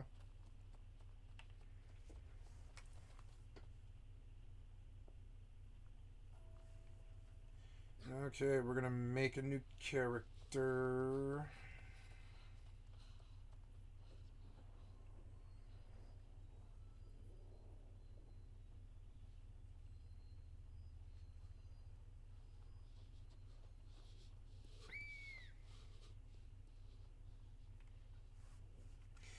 Could start white mage, I guess. I don't know. I can't decide what to level as. I need to think about that for a minute. Oh, I'm going out the wrong side. White mage, black mage, thief. I could run red mage. Red mage is technically the best. His chain spell could technically get me out of the worst problems. Technically, really.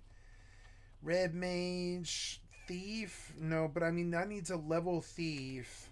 Thief Warrior is good all the way to 75 because it's the pretty much the class that requires the least amount of attention in the game.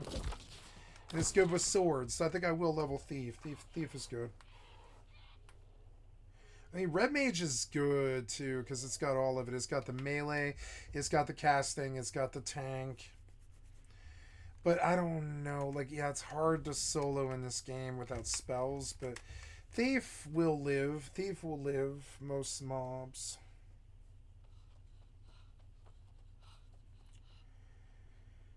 I don't know. I think Warrior's a better solo class all the way to 75. I was thinking I would do BST, but I don't know. I think...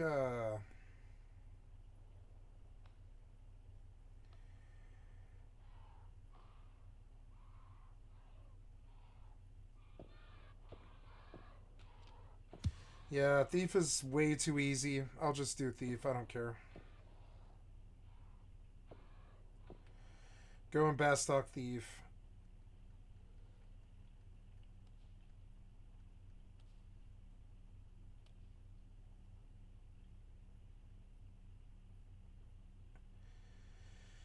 There it is. Okay, I made my new hardcore character. I'm going to go back to work on FFXI, and these 3 games will keep me busy.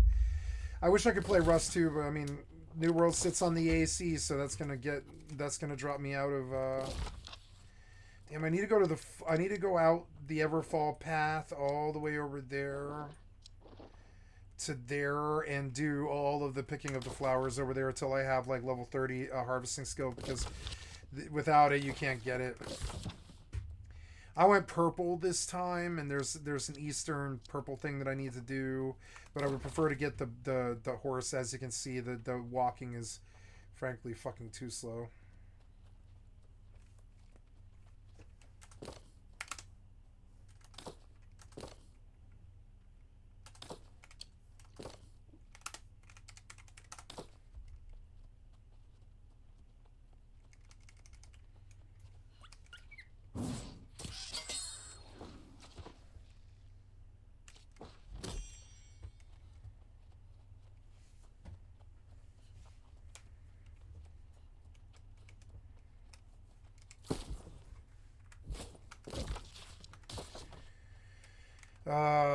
Yes, and then so now we go back in, and I'm going to tune up a new hardcore character with all kinds of gear and stuff, and I've got to send stuff over to her.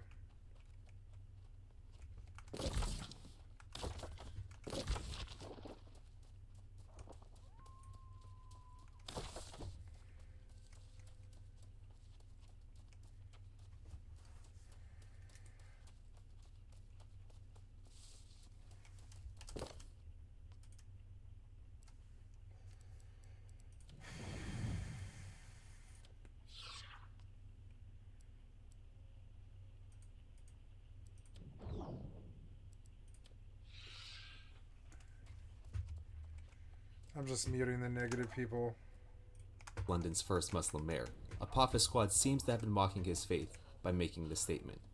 Later that day, George tweets at Sadiq Khan, "Hit us up when you wish to comment on why you sent bomb threats. Apophis team is back." Thankfully, Apophis Squad stopped sending school threats after this one. However, their cybercrimes would soon get worse. For the first half of 2018, Apophis Squad dabbled in cyber graffiti and email spoofing.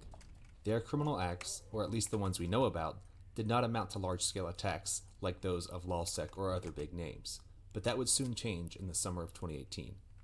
Fortunately for all of us, Apophis Squad would make a mistake and quickly learn the hard way that committing these acts comes with a lot of heat. From June to August, the group carries out DDoS attacks on various sites. Some of these include Velt PvP and other Minecraft servers, the British Army, Hertfordshire Police, and Barclays Bank. The group then identifies another target, Proton Mail. This is an encrypted email service. It's a legitimate business, but it's favored by hackers, scammers, and anyone who doesn't want government oversight. Apophis Squad launches a DDoS attack in late June. It lasts for 1 week, with the company's email service working on and off intermittently. Apophis Squad takes credit for this attack, posting this tweet, as well as a screenshot showing the downed website. Proton Mail CTO Bart Butler responds and downplays the attack. I assume he tweeted this during a time when the service was working. But the attack continues, and Apophis proceeds to mock Butler in a series of tweets. Some people criticize Butler for antagonizing Apophis Squad, calling the group clowns only inspired them to keep up their attack.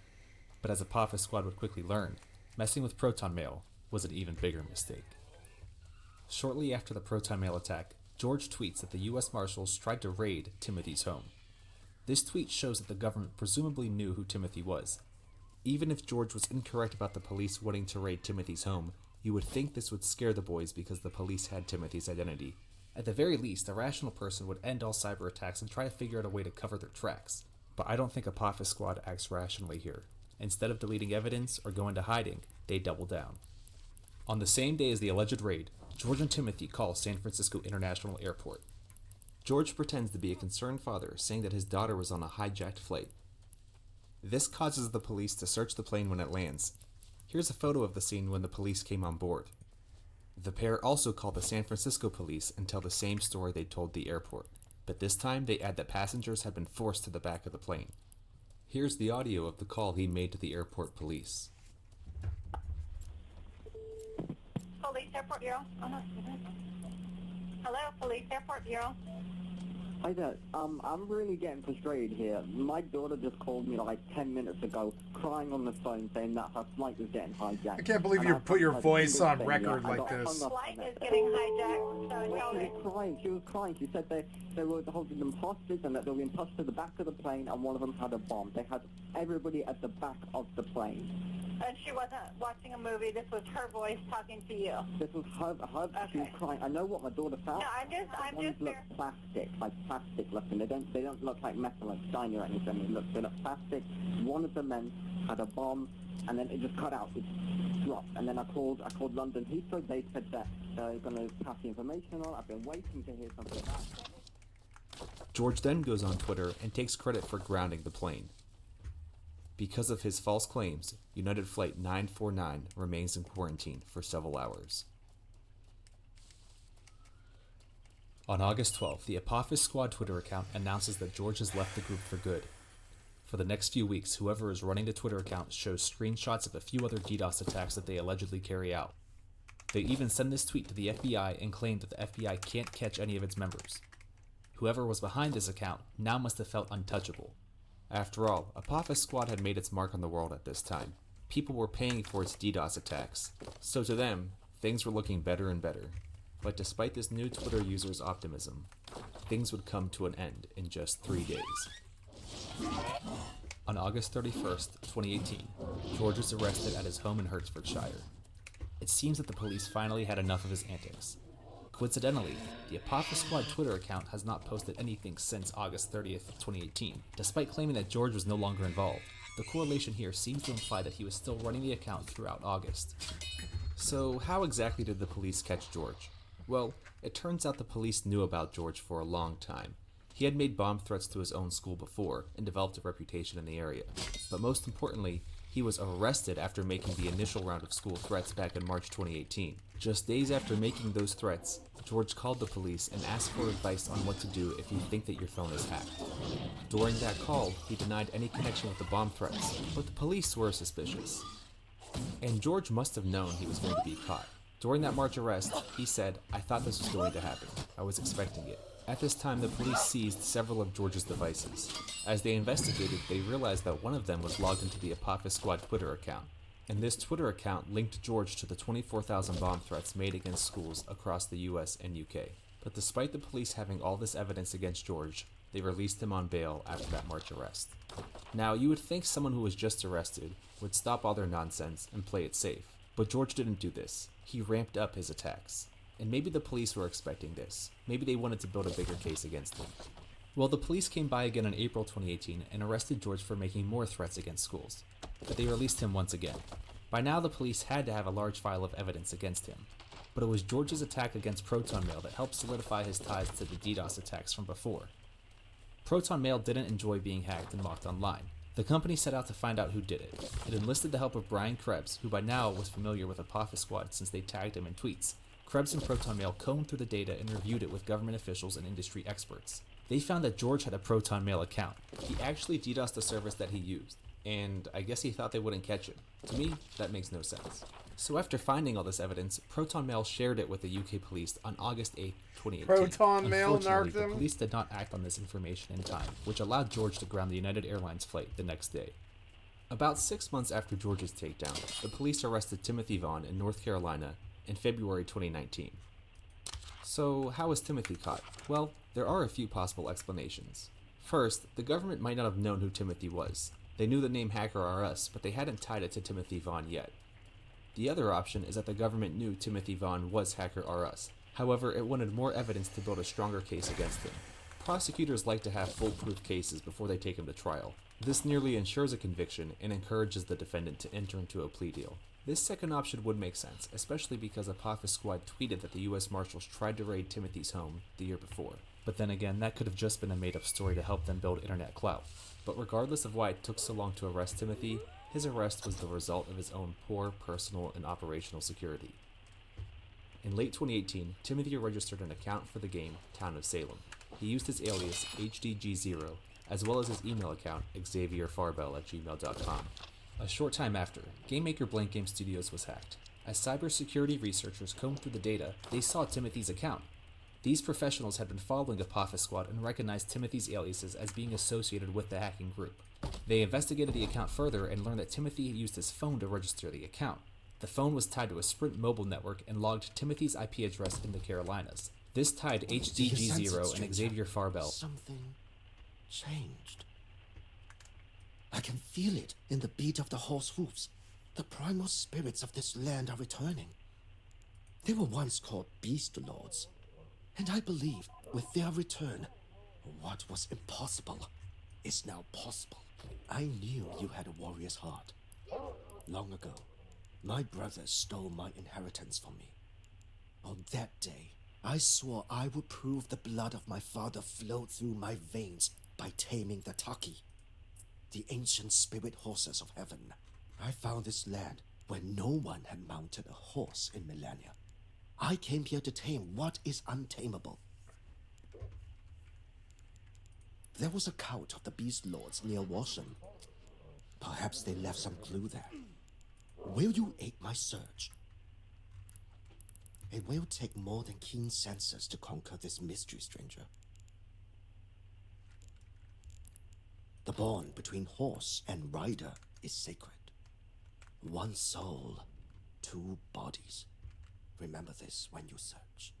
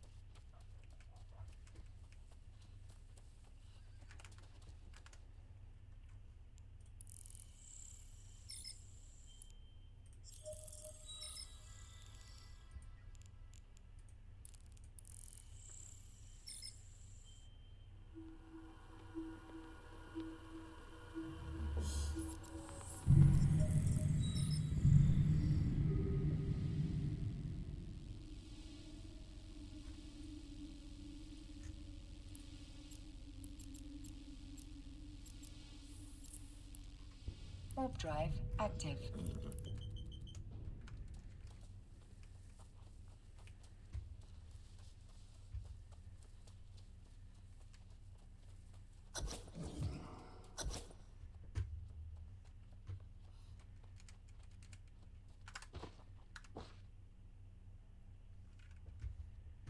What's this? After all this time, are there still humans on this island that revere the primal forces? If you wish to bond with the spirit of the beast, you must find an offering that demonstrates your soul is truly wild.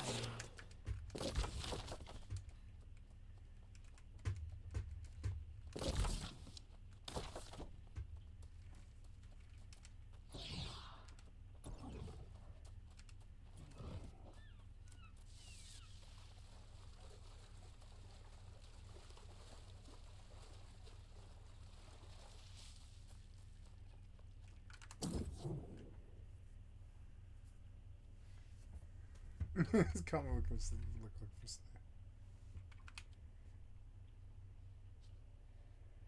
Ah, good.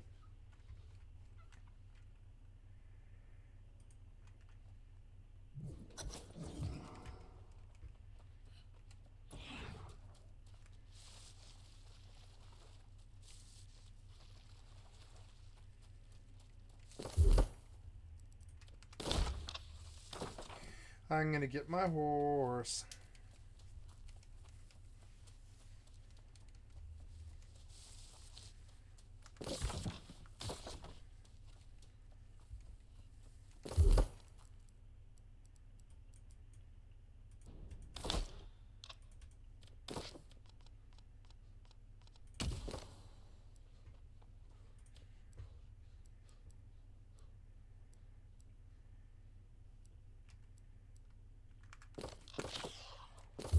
Focus.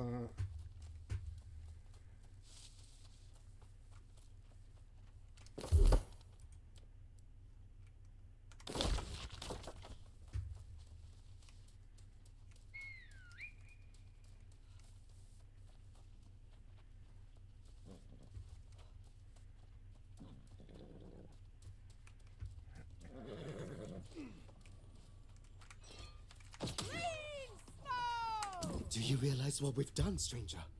This changes everything. Look here, spirits of my ancestors. We have brought the horse to Aeturnum. May the blood of my father ride forever beneath the eternal blue sky. The bond between horse and rider is sacred. Treat it well and it will carry you far, across many battlefields and to many victories. But forging such a bond takes time and effort. My people learn to ride at age 2 and start racing at age 6. I hope you're at least as skilled as our children. Let's find out. I have arranged a practice race for you. Head to the starting line to test your skills. This type of race is called a rally. A short distance course meant to test your speed. There are 100 roads to glory if your horse is fast enough. Stay aware of your surroundings and use your map to determine a swift route. Any spirit travel will disqualify you. You may find shortcuts and hidden paths if your eyes are keen enough. Good luck, my friend. Fate is kinder to the bold. If you want to build high, first dig deep. I'll see you when you're finished.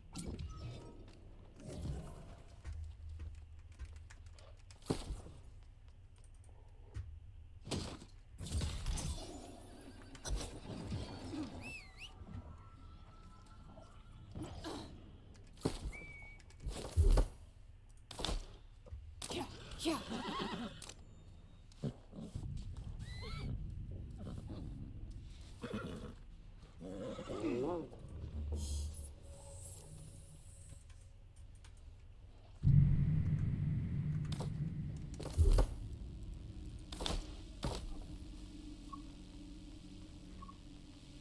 Oh, I got the ASF Stalker too, huh?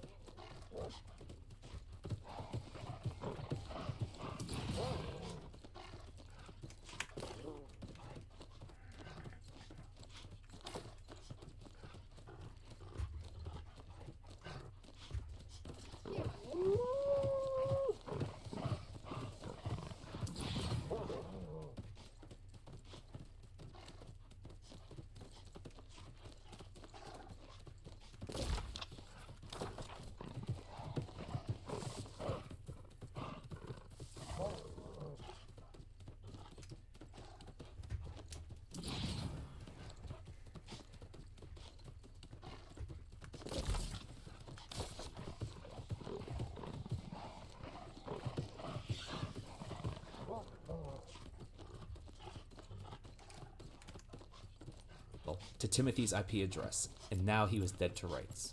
This gave the Department of Justice everything it needed to prove that HDG0 was Timothy Vaughn. Warp drive active. Oops, shit. At the end of all of this, George was convicted of 3 offenses related to his false bomb threats. For everything that George had done, this seemed to be letting him off easy. After all, he threatened the FBI and caused panic across thousands of schools. For all of George's crimes, he was eventually sentenced to 3 years in prison.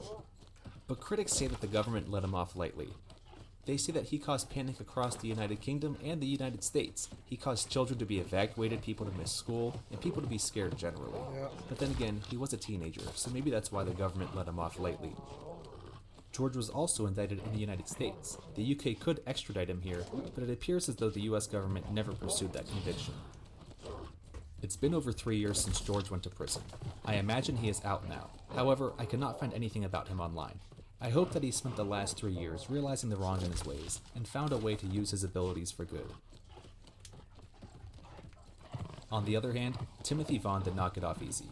The United States indicted him on 11 charges. If convicted of all of them, Vaughn faced a maximum prison sentence of 80 years.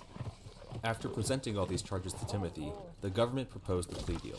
Prosecutors often make plea deals because it benefits the defendant and also the government. After all, it can take years to have a trial. This is expensive and very time-consuming.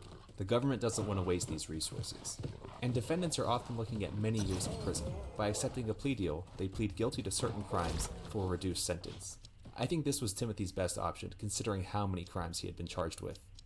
Through his plea deal, Timothy admitted to hacking, threats against 86 school districts, and one other crime that I haven't mentioned.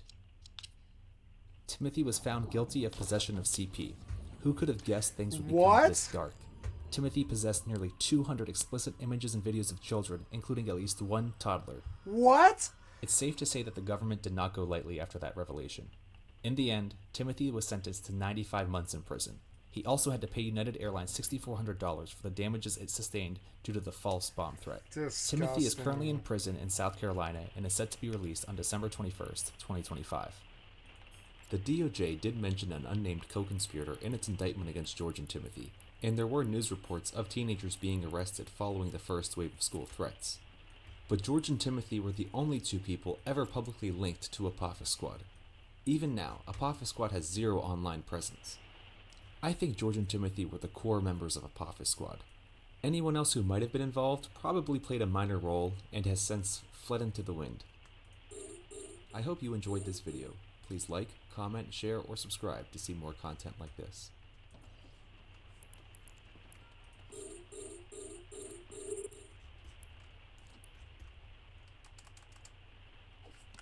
Hey, 42 here. In 1975, a 12-year-old in Los Angeles, Kevin Mitnick, had his first experience with social engineering.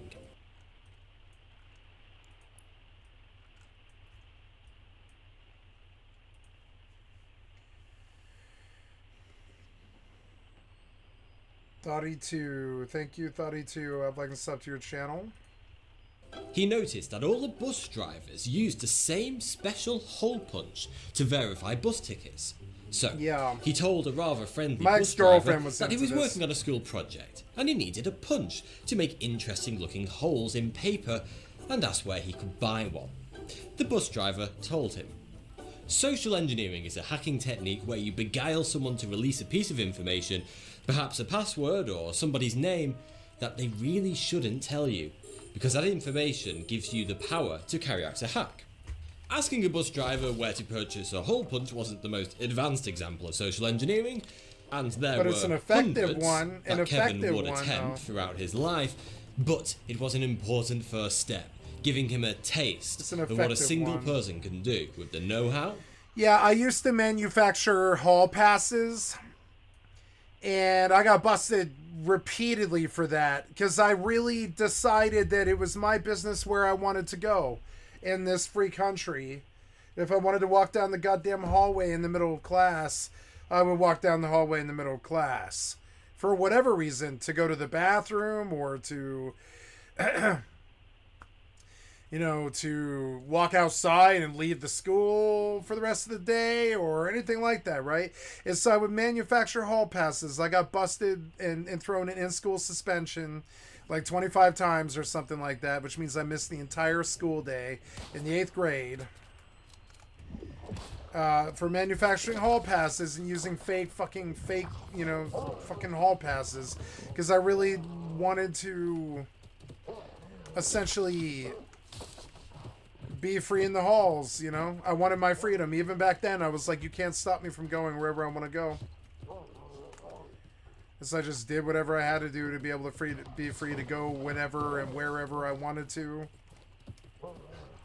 It's a terrible example of, you know, a young man doing terrible things, but I mean, it's like, you know, it is what it is. It like, you know, to me, it was about freedoms. It had nothing to do about breaking the rules or defying people. The determination. I felt that there was a lot of power in it. Now that the bond between man and beast has been rekindled, you'll find challenges from other races. Be prepared. In the wild, horses eat grass. A racing horse is a rare breed. The importance of this bond must be recognized. Craft the right victuals and you'll soon find your horse swift and eager as wildfire. No, I went all the way to cap and it doesn't really seem like there's much difference. Take care of your mount, and it will take care of you. Here is a recipe my father taught me. It will keep your mount strong for the racing season. In the wild? Yes. And they were like, and they knew that was my thing. They were like, we know that you don't do this to do bad things. You just don't like being told you can't walk the halls, huh? And I'm like, yep, no.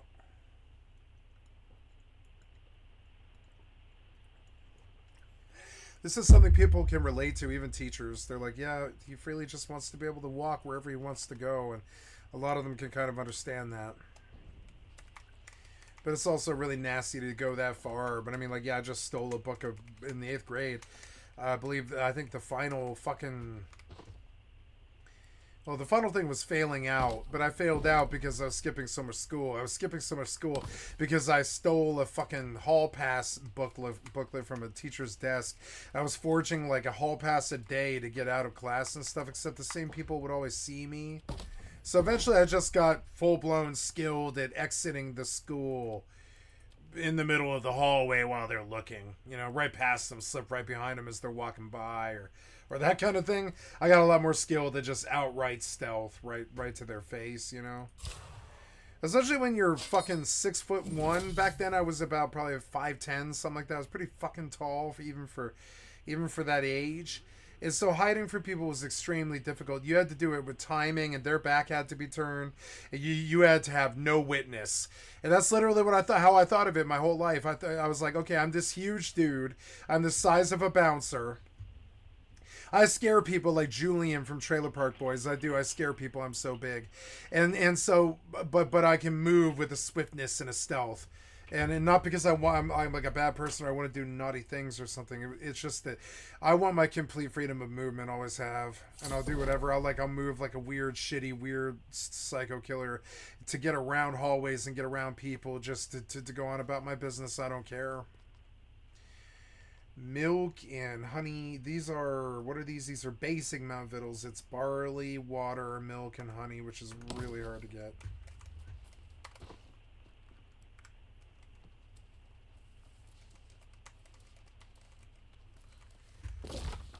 Yeah, that's not happening right now. I'll have to go buy the materials. Like, the materials themselves should... Yeah, the materials themselves are kind of tricky and annoying. They're like... I should take a picture of it or I'll forget what it is. Now, which one do you want me to make? It's those ones, it's the Mount Vittles. Yeah, 3 basic Mount vitamins. I don't even know where you get those. That's a mission item. No, he wants me to make those. So I need 1 barley and 1 milk, pretty much. That's it. That's actually not that bad.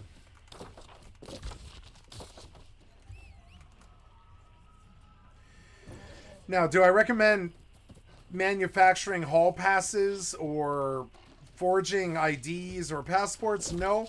Everybody that I ever met who tried to do that, including the people who ever did try to give a false name to police or some shit, ended up paying for like 7 years. I don't really recommend trying to hide your identity if you're being caught as a criminal. I recommend not getting caught.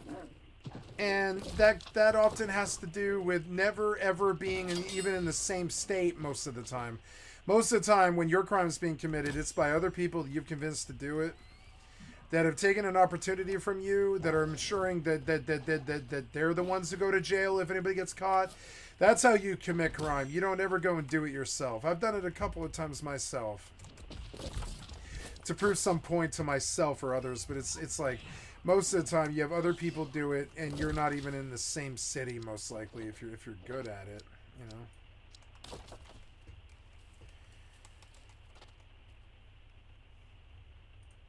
And a bit of charisma. The 12-year-old Kevin then went dumpster diving behind bus stations, looking for blank bus tickets, using these... I used to mess with that a lot. I was like, I know that I can never pay for the public transport. I know that I don't ever have to pay for the public transport system, because I began to learn that any time that there's a place that wants you to submit a ticket to a turnstile or a bus driver, there is a trash can receptacle or a gutter or a ditch or some kind of blowaway where all the tickets from the previous riders have gone. You go leafing through that, and sometimes it's the trash. It's sometimes kind of gross. But somewhere on that station or somewhere on that dock, I will travel for free and always have pretty much wherever I want to go. Any city, doesn't really matter. The ticket to going anywhere pretty much in a major metropolitan city has to do with finding bus passes, and they leave those in the streets. And if you're smart, you can find them. Now, it can be tricky if you're not from there and you don't know what to look for and you don't know what day it is. I mean, maybe you're too high. It can be kind of hard to do when you're in certain situations. But overall, it's a fairly fail-safe way to get around a metropolitan area. I never used to have trouble. Like, for instance, when I was like a drug addict, I would just walk on out of the house and disappear for 13 hours, and they'd be like, where does he go? And the answer is, I just walk on down to the bus stop. I find a bus ticket. I go downtown, I find 4 or 5 more bus tickets. I sell them to other kids for $1. I get $5 together. I go and I beg some drug dealer for $5, and what they're going to give you is more like 10 cents or something like that.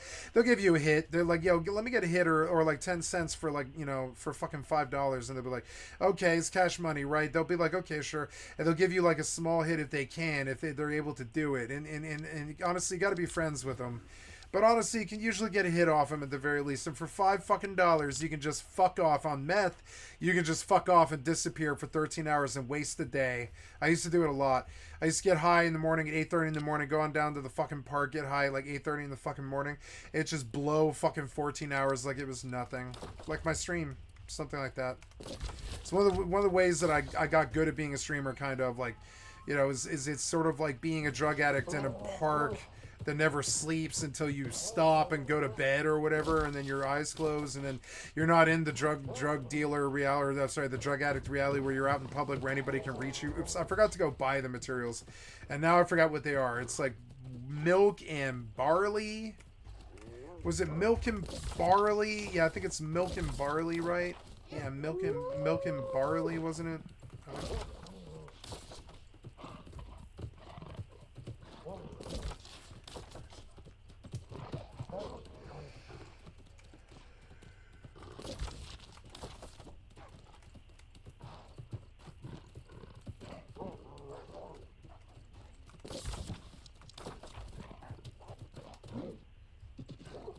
Ooh, silver veins.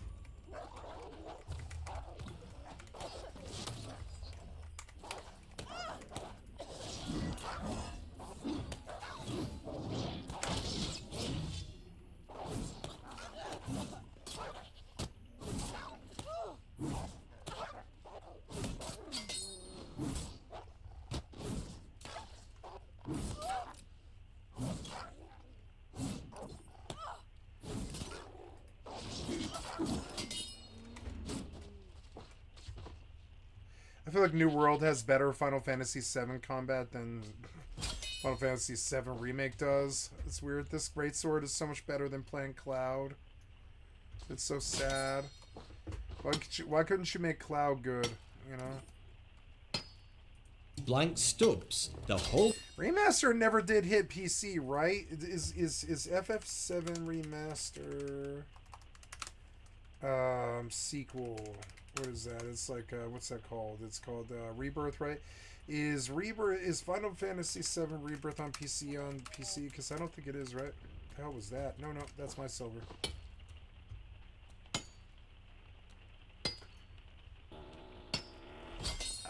Farted.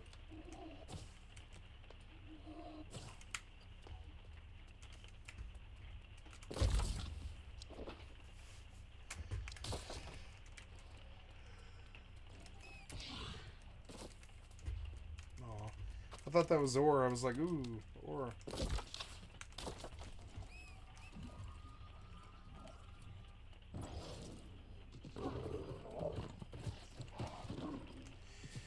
Wait, is that ore and can I see it? No, that's not ore, right? That's not ore. There's no way that's ore. No, it's not ore. Okay, so I am going to the town to buy barley and milk. Like 10 of them.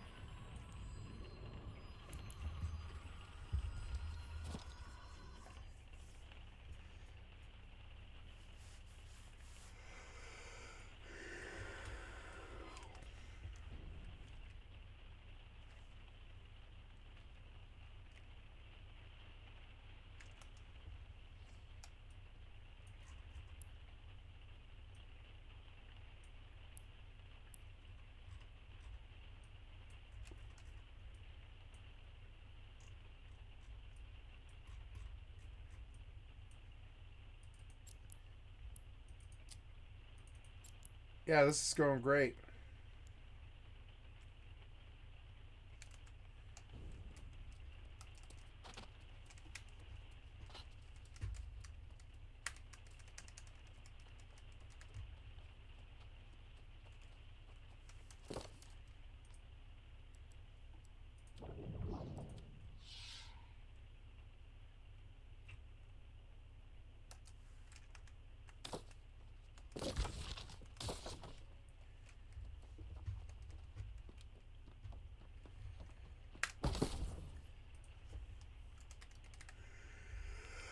Okay, trying to buy 10 milk.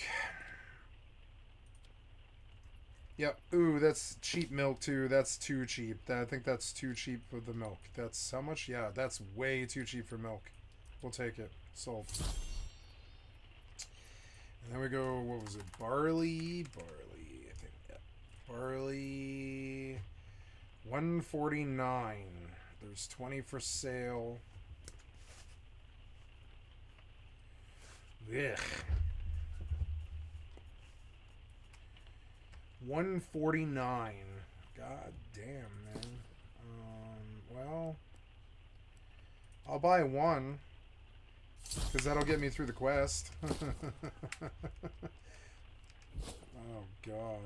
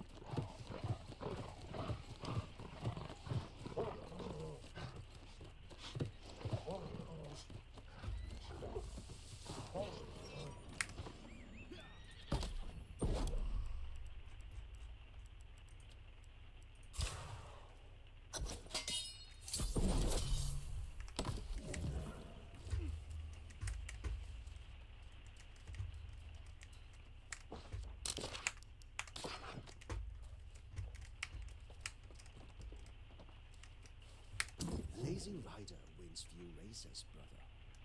See to it that your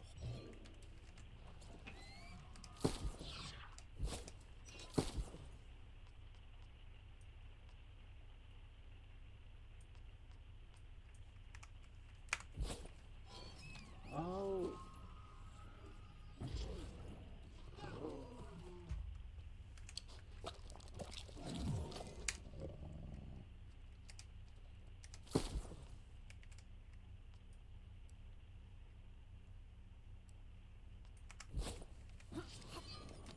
Well done.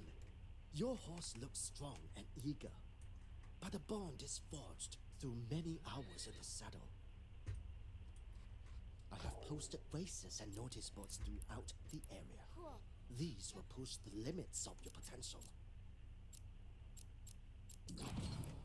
You've shown a rare aptitude for horsemanship. I think even my forefathers will be impressed. But trust between horse and rider is something that is built active. over time. There will. The times I've posted are challenging, but pushing yourself and your steed to beat them will forge trust between the two of you. Good luck. Don't be intimidated by the tracks. They are meant to be difficult, but that difficulty will make you both stronger. Show me you can do them.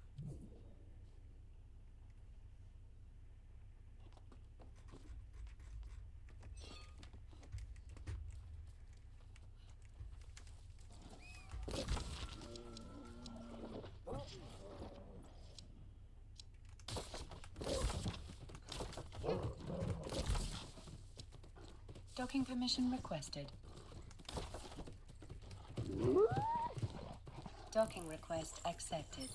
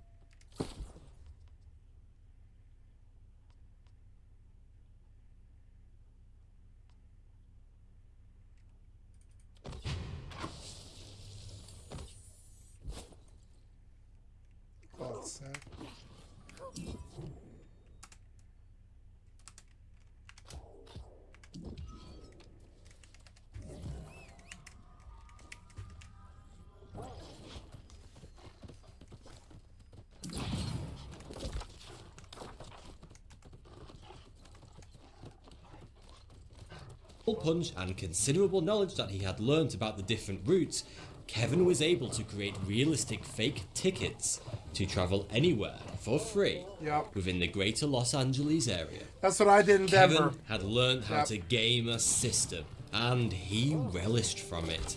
It gave him a high. But when his friend introduced him to something called phone freaking, Kevin's lust to perform technical magic and do things that nobody else was able to came full force. He would quickly become one of the greatest hackers in history and the most wanted hacker in the world. This story is one of the most incredible you will ever hear. In case you don't know, phone freaking was a breed of hacking popular in the 60s, 70s and 80s before the internet. Freakers took pleasure in learning how the phone operator's systems worked and then exploiting them to do things such as collect sensitive phone numbers, charge their calls to an unsuspecting stranger, or mask their number. The most skilled freakers, such as Kevin, could imitate dial tones using their voice and thus do some things such as make international phone calls for free simply by whistling down the phone for a few seconds. Kevin and his close friend Lewis, who was also into hacking, were soon using their skills for the most noble deeds, like hacking a McDonald's drive-thru. Kevin and Lewis modified a two-way radio to override the cashier's headset. Parked across the street, Kevin was able to respond to customers' orders through the McDonald's speakers.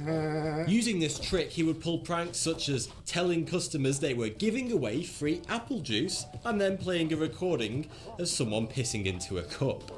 And when one woman pulled up to the drive-thru, Kevin announced over the speaker, "Show me your titties and your Big Mac is free."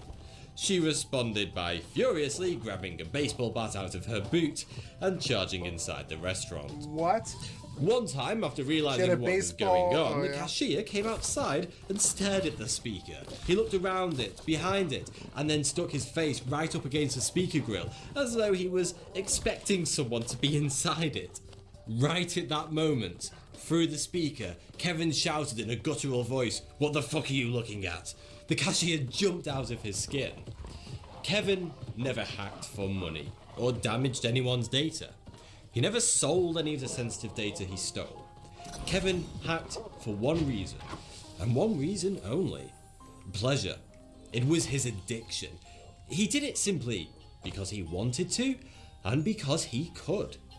But none of this mattered in the eyes of the police. Hacking was hacking, and Kevin was causing the world's biggest phone companies a torrent of stress. In 1981, aged 17, Kevin would soon realise as the police's disregard for his motives, or lack of, when he hacked a computer system for mainframe operations for Pacific Bell called Cosmos. Accessing the mainframe would give any freaker unrivaled power to carry out future hacks. Whilst out late with his friends one night, Kevin took a punt and sneaked into the building where Cosmos was housed. He took manuals for the Cosmos system and a document containing a heap of passwords. His plan was to quickly take them to a copy shop, make a bunch of copies, then return everything exactly where he found it before the morning. But after driving around all night, he couldn't find any copy shops open, so he took them home and stashed them away. But then, his friend Lewis told one of his hacker friends about what they had done, and she ratted them out to Pacific Bell. The next morning, undercover cops tailed Kevin's car and pulled him over. They pulled out their guns and shouted, "Search his car for the bomb! He's got a logic bomb!" Little did the police know, a logic bomb is a piece of software. They thought it was an actual bomb. Kevin was sentenced to 3 months inside and a year's probation. After his release, he took things steady by hacking the NSA and listened into the conversations of the world's biggest wiretappers. They only found out about this hack very recently, since the statute of limitations has now expired and Kevin is free to tell the story. And then Kevin met a young lady whom he had a crush on, Bonnie, a student at a computer school. The problem was that Bonnie was engaged, but she admitted to Kevin that she had suspicions about her fiancé. She thought that he may be lying about his finances, perhaps bigging up that he was well off when he was actually in debt. Like a hacking Lothario, Kevin hacked Bonnie's fiancé to investigate. Kevin hacked a credit reporting company, TRW, through a mix of dumpster diving, social engineering, and computer hacking. Kevin was able to uncover her fiancé's bank balance and credit report. Sure enough, his wealth was a facade. He was dirt poor. Worse, his assets were frozen. Success, for Kevin at least. Those unexpected consequences. We do important work here, studying Azos applications, but it is not Warp without drive risks. active. Please come in. If you would, introduce yourself to Cleo.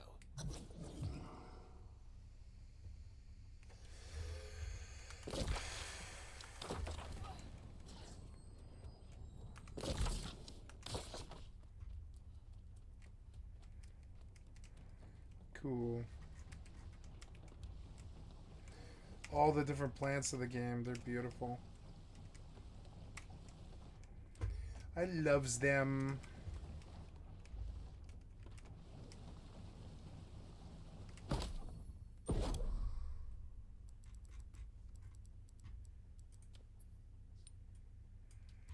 Ooh, I can make strong alkalest.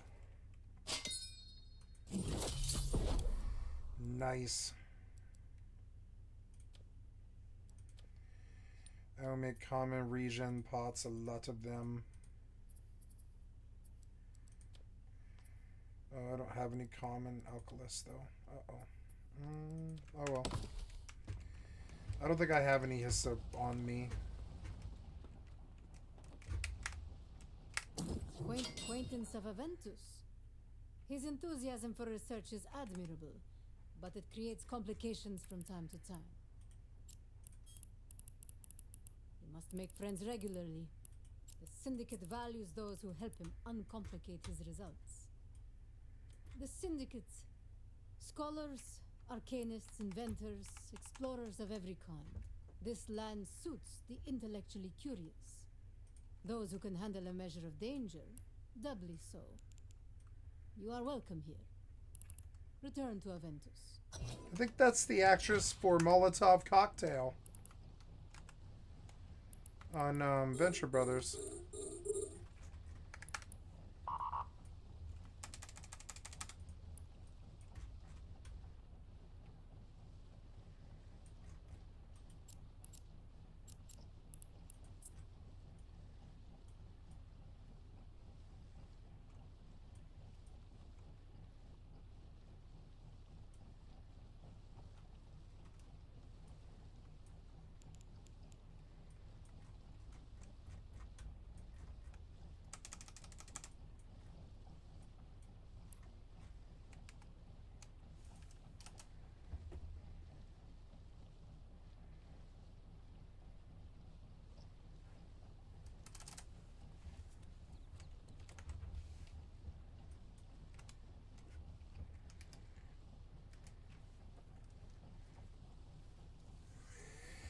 There she is. It's gonna blast me for a second.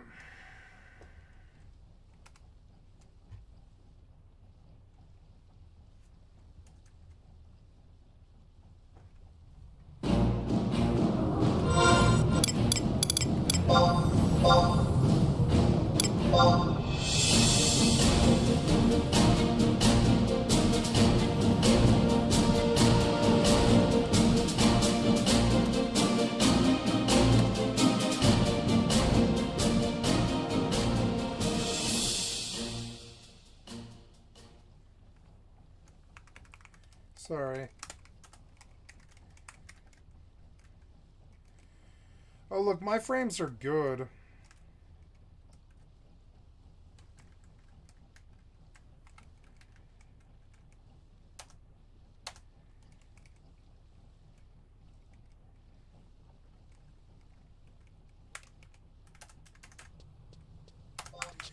Oh, thank God I can have sound. I can play my game again. Stupid ass fireworks like ruined my entire season. I know it sounds like I'm blaming all my problems on that, but I mean, it was kind of hard on me. Those fireworks fucking sucked. I spent a lot of time in the cities and in the starting zones. Fucking annoying. Chat filters, windows, shared. Okay, horizontal, I'm just gonna try and crash course all the fucking settings as fast as possible.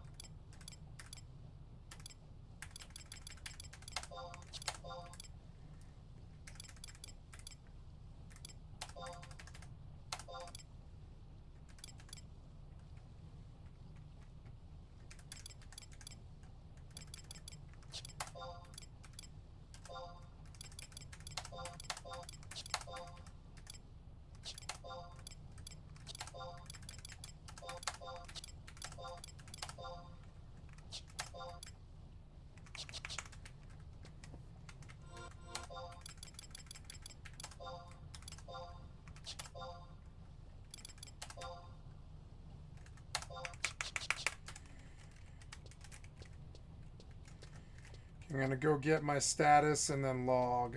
Like, the first thing I do is just the config menu and then my hardcore status, and then I log so I can get all this saved and all the changes that I did. We're gonna change name to this, and we're gonna say thief, because I think that's pretty much all I really need. Or we'll just let the game auto play itself, and I'll use my knowledge as opposed to... Wait, I want you to just delete and then rename.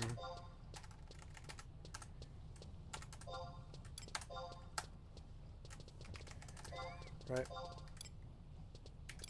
Yeah, and I don't have to do a lot of macros or anything. I can just go on about my business of doing hardcore. Yep. I mean, technically I should level as warrior all the way to like 37 and then go thief. Because it can level with the weapons that I need for thief.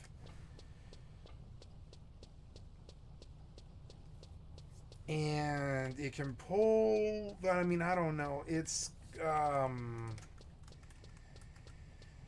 you know, the class that's easiest to solo really is like warrior. But I mean, I don't know. Thief can't tank for shit. Warrior's an easy class to take up, and it has good, you know, self heals. But I don't know. I think thief is just as fine. I realized that I need to move to crossbow pretty much at level 10, but that's like the only real change I need to make. I wanted a boomerang, but you can't ride throwing forever. I need to actually do marksmanship so I can hit. Frames are good for some reason. Yeah. Frames are sitting good.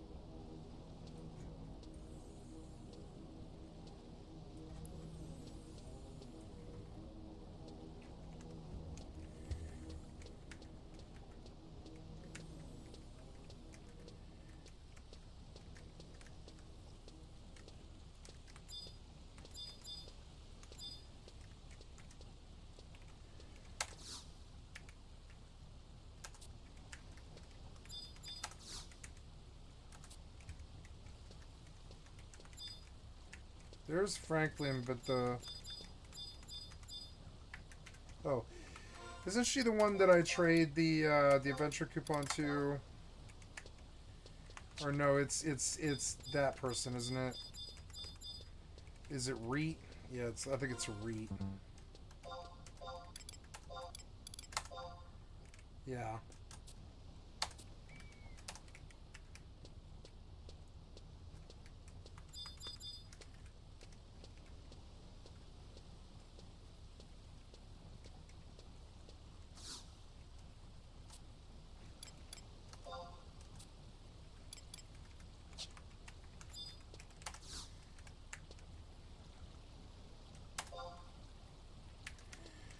Okay, I'm a hardcore adventurer, and now I go Anon.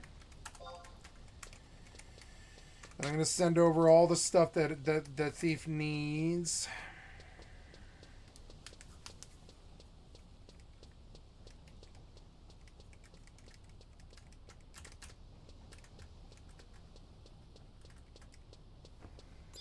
Game looks good. Sometimes I wish I was in 1440p.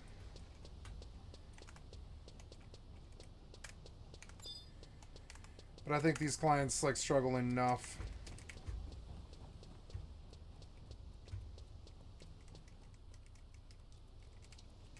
After that mishap with the wolves, I must return to experimenting and trying anew.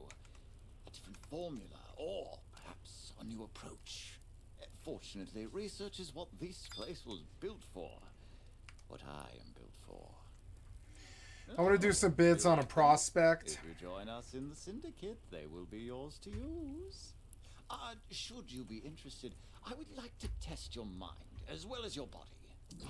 Azoth, the mysterious element that runs deep in this land. It is like Nothing I ever experienced in the old world. Its potential applications are vast. Our very enclave itself is built near something quite special. Oh, you're sharp. No progress comes without danger. Take this bottle. Mind the cliffs. Follow the path into Brightwood. Go through the grove and then to the moat. No hypernuts, huh? You will know it when you see it.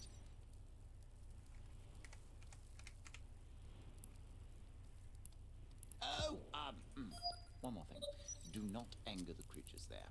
You will find that discretion can often serve you far better than brute force.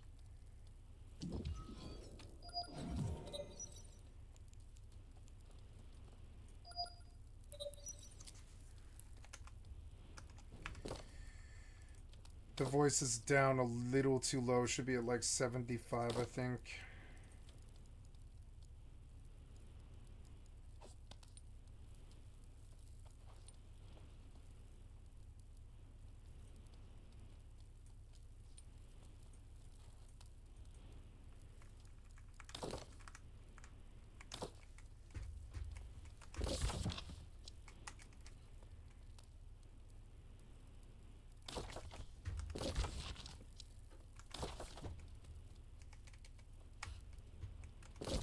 So I go outside to like the river is what you're saying?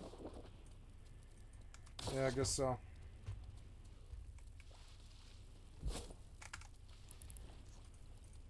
Buddy broke off the engagement and began dating him. In 1988, Kevin, with his hacking friend Lenny, launched a long and complex hack against Digital Equipment Corporation, DEC, to steal the source code for their VMS operating system used by a lot of communication companies at the time, so they could study and create exploits for future hacks. It took weeks of late-night hacking sessions to transfer the entire operating system over the painfully slow modems of the day. But little did Kevin know, Lenny, perhaps out of jealousy for Kevin's superior skills, had flipped. One day Lenny called Kevin and asked him to come over to discuss the ongoing hack, but he was wearing an FBI wire. Then Lenny had the audacity to say, "You know that feeling in your stomach when you're about to get arrested? Well, get ready." Within seconds, cars encircled Kevin, aimed their guns at him, and put him under arrest. Meanwhile, his treacherous friend, Lenny, was doing a celebratory jig. During Kevin's trial, a federal prosecutor told the magistrate that he could launch NORAD's nuclear missiles by whistling into a telephone, which is obviously ridiculous. NORAD's computers aren't even connected to the public telephone system.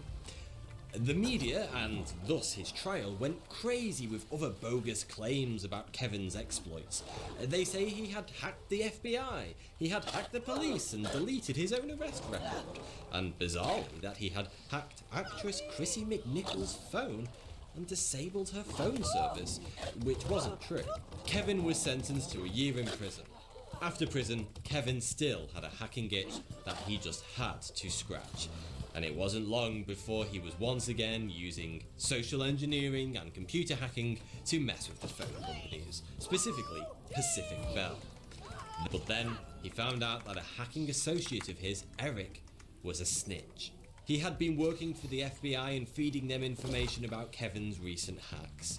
Knowing the FBI were hot on his heels and about to knock on his door any day, Kevin set up an early warning system.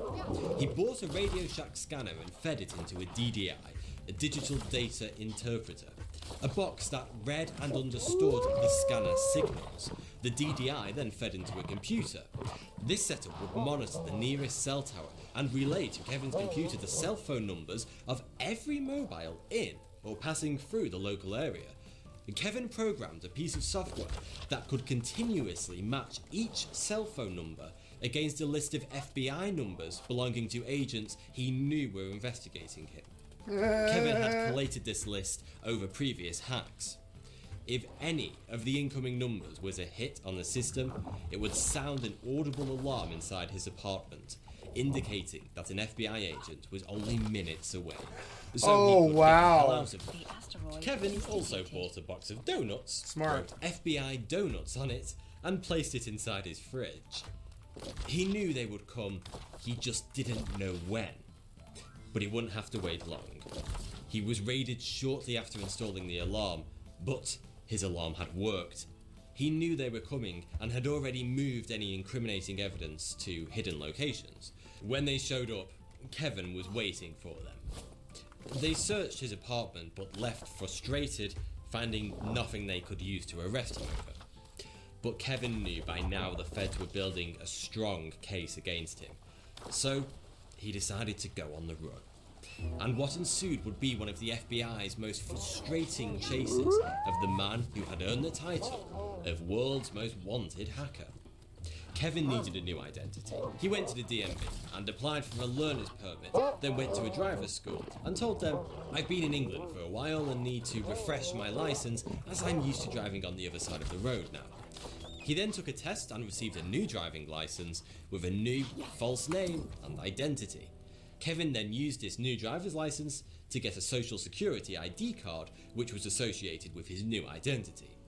Kevin's new name was Eric Wise, a homage to the birth name of Harry Houdini, since Kevin had always been intrigued by magic. Kevin ended up in Denver, where he got a job at a law firm. But Denver. Of course, a law firm. Kevin was still spending his evenings hacking.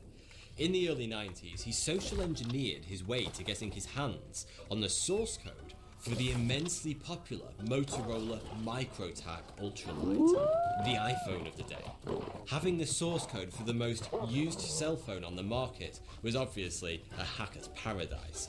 He then spent the year hacking all the other major phone manufacturers such as Nokia and stole the source codes. It's such as Nokia. Tree. It was truly beautiful, no? Well worth a little danger. Welcome to Aeturnum, my Oh no, friend. wiretap mining. You will have infinite time to take it in.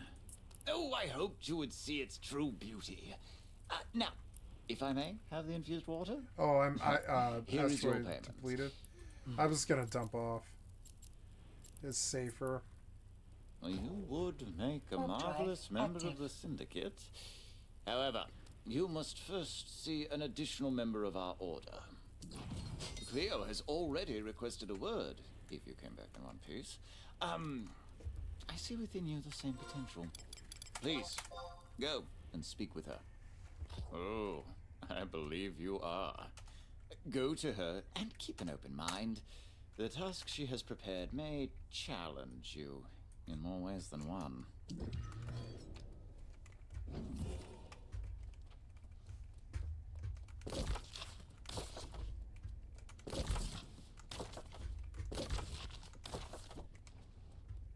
Docking permission requested. A moment, if you please. Thank you for speaking with me. Aventus has had much to say about Docking you. request Our accepted. order eagerly accepts capable candidates, and I hoped you would perform one final test to join our ranks. Shall we? The impermanence of death presents a peculiar conundrum when dealing with our adversaries. Let me ask you, how do you kill that which has no life? Well, we of the Syndicate aim to solve that. Indeed, this is an Azoth-infused sleeping draught, with which I hope to subdue our immortal foes. Pour it into the wells at Broken Hull Hold, and destroy their reserves to force them to drink it. Lost who sleep do not fight. If they do not fight, they do not die. Those who do not die do not resurrect. The old world likened death to slumber. We are going to turn that metaphor into reality.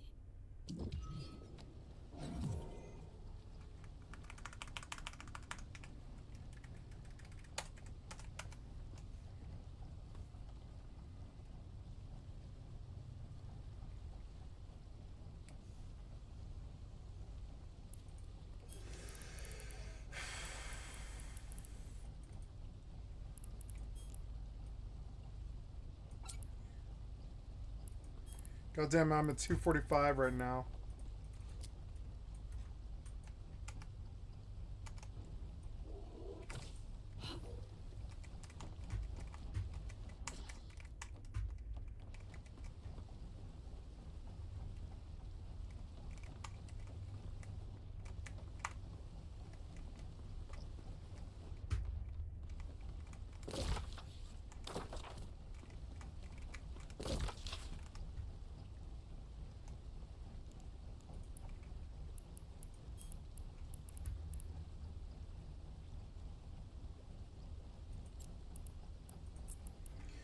Oh no, I can't sell this here.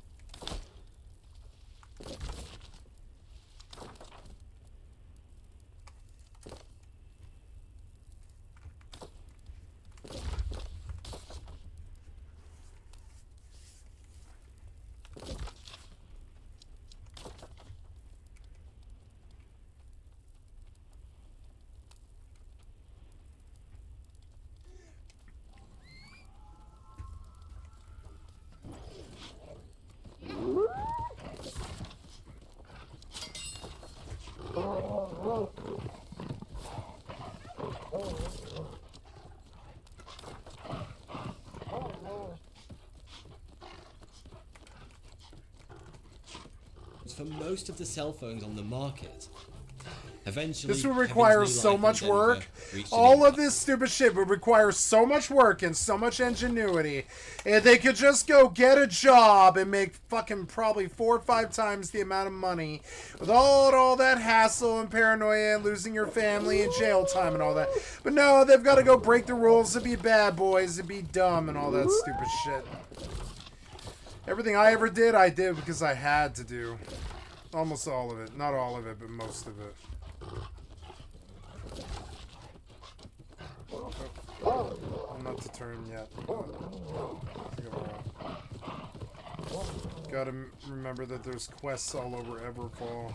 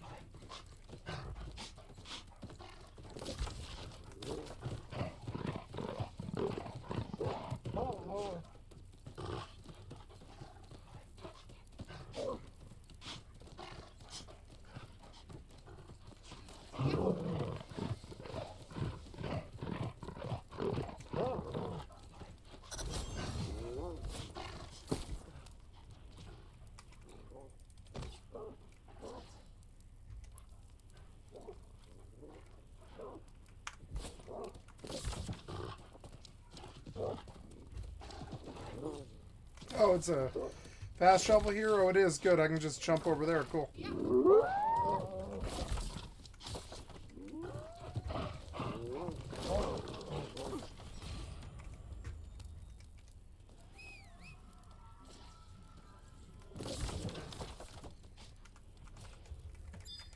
I gotta receive my box.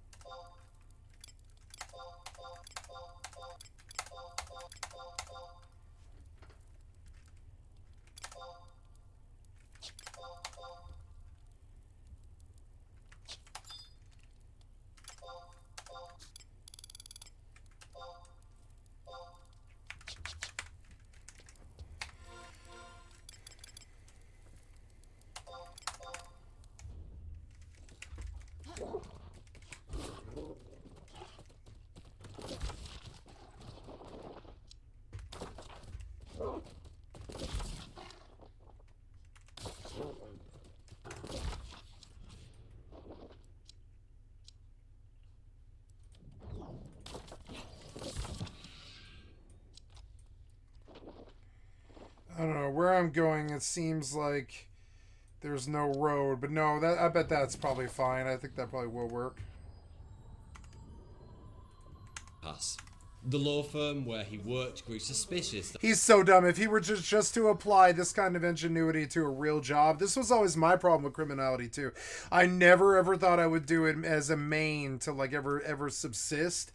I thought I would give it a try once when I was like a little younger, you know, not that much long ago, not that long ago, but you know, I thought I would give it a try once, and I realized that no matter what, working legitimately is always better. It's just better. It's less paranoid, and a truly smart hacker will understand that. Now the frames are starting to feel a lot better.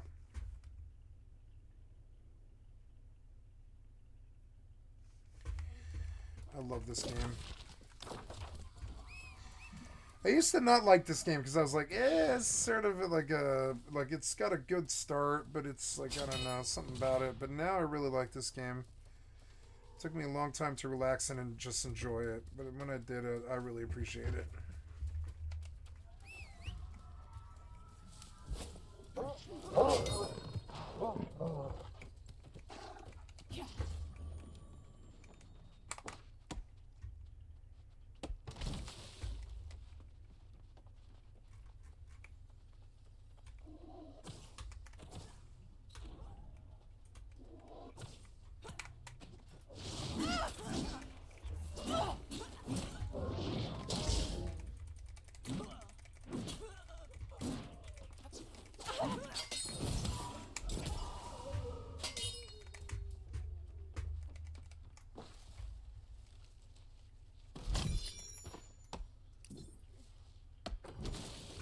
Hate it when they respawn. I can hear them.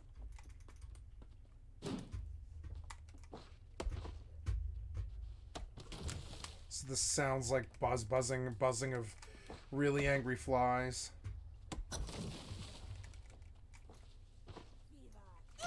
God damn it. God damn it. Can't hit me now though. I'd rather get the item first, you know.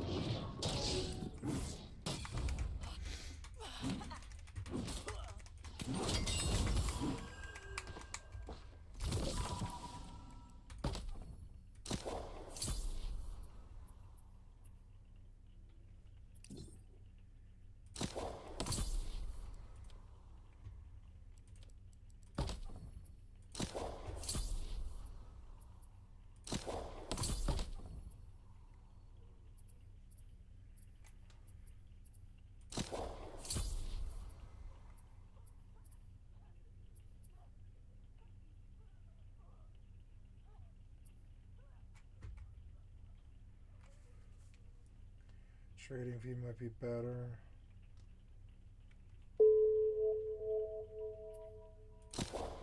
Nope, storage is better.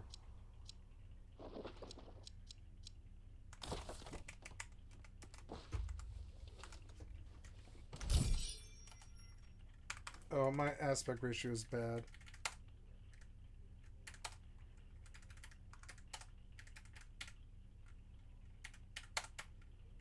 No, that's not it.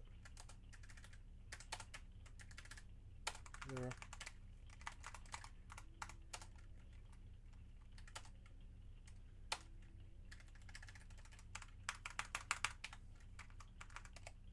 Wait, how is that right? Oh, because I logged on the wrong character, maybe? I don't know.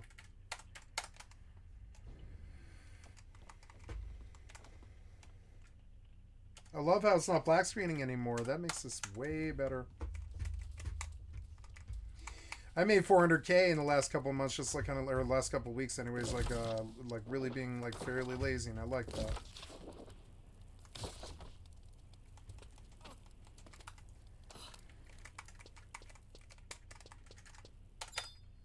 Oh, she's all small. Yeah, me love this. Yeah, it's good. Except you didn't send anything, I guess. I was over there to send something, I didn't realize. No, I love playing these games. These are great games for what I'm trying to do. Skycat.live. Yeah, that's right. Okay, so...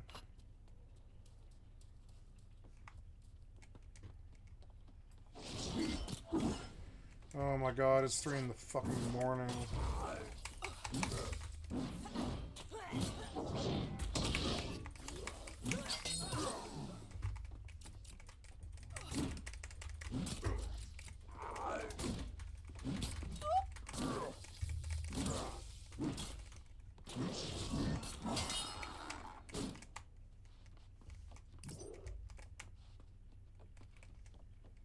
I wish there was a torch in this game.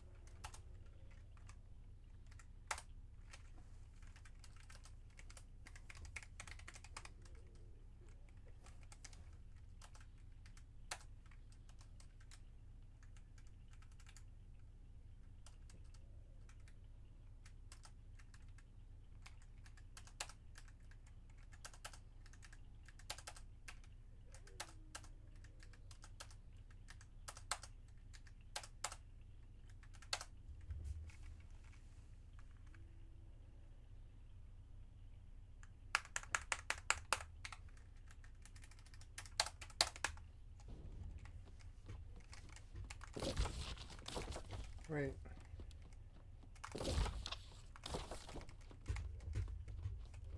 This wasn't it? No, this is not it. No, this is not it. We're like... How is that right?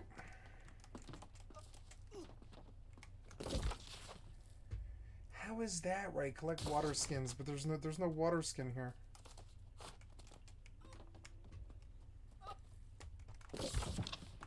I don't know.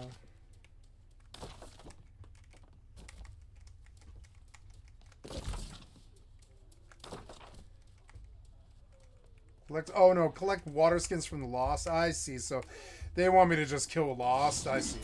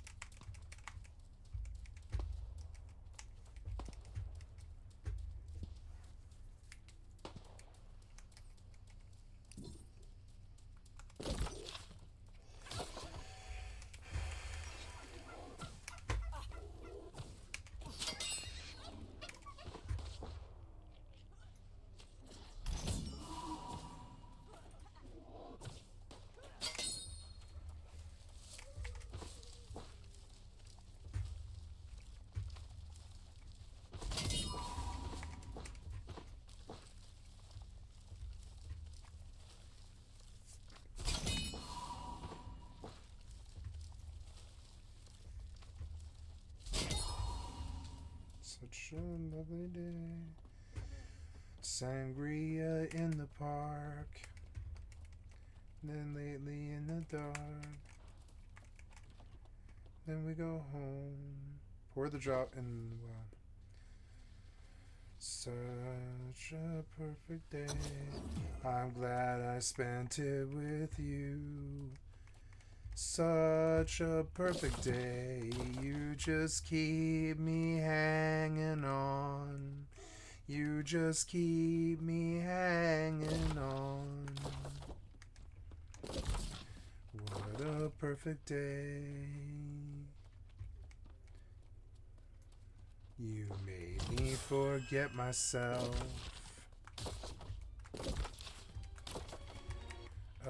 3 more. What a perfect day. I'm glad I spent it with you. What a perfect day. You just keep me hanging on.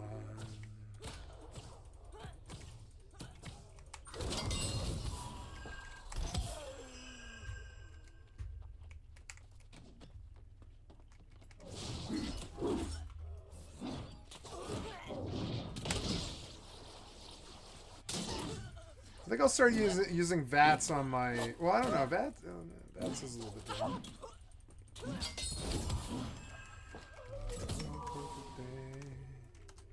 You make me forget myself.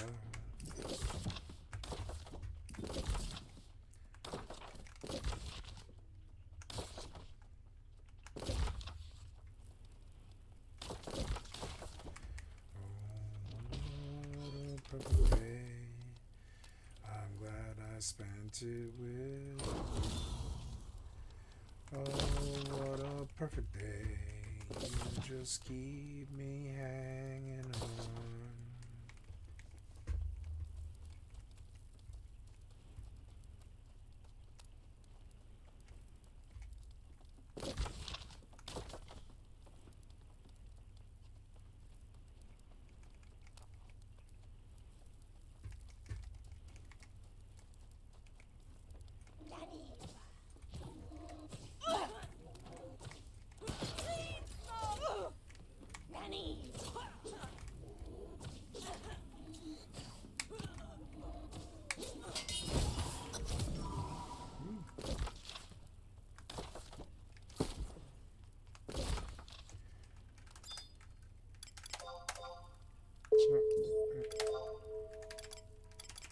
Wait, what?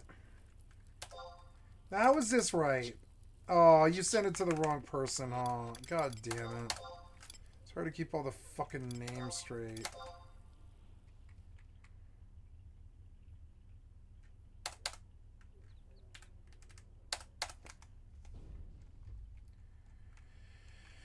Try again.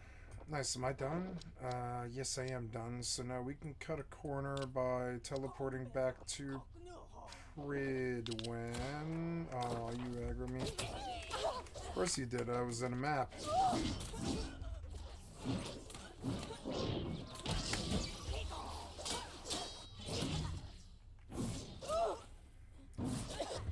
Such a perfect day. I'm glad I spent it with you. Such a perfect day. You just keep me hanging on.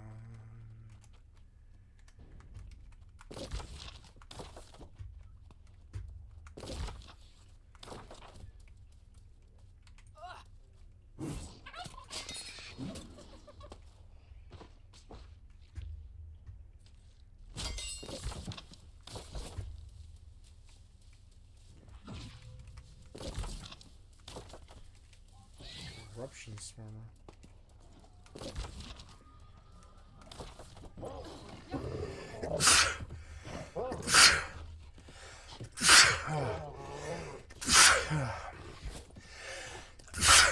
Excuse me. Ugh. Ugh.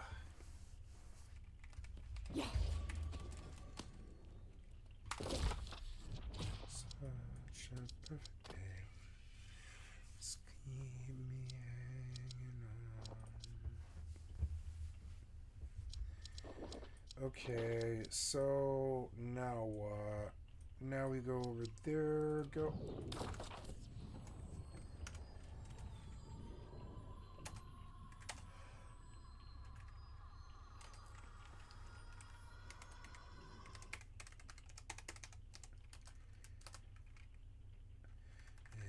It's such a perfect day. I'm glad I spent it with you. Such a perfect day. You just keep me hanging on.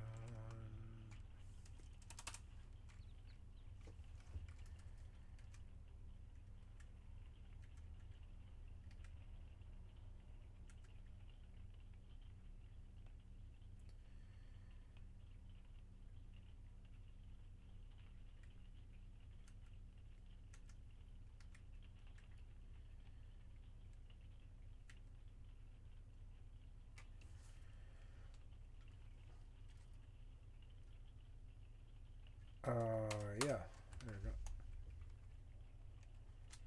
I was like, why didn't I hear the game? Did we crash here? Yeah, I think you did crash, huh?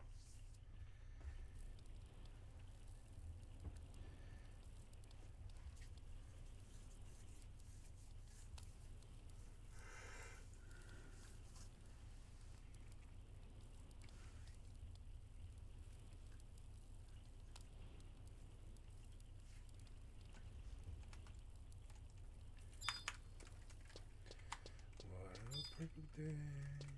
You make me forget myself. You froze. You froze, you stupid game. Really?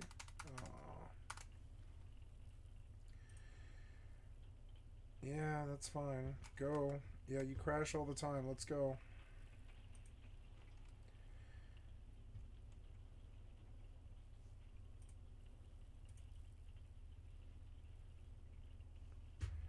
Tomorrow, once Human gets an entirely new season with entirely new content and all this stuff in the snow biome. And I thought I might play that too. I'm not sure if that's an EAC game though. It's such a perfect day.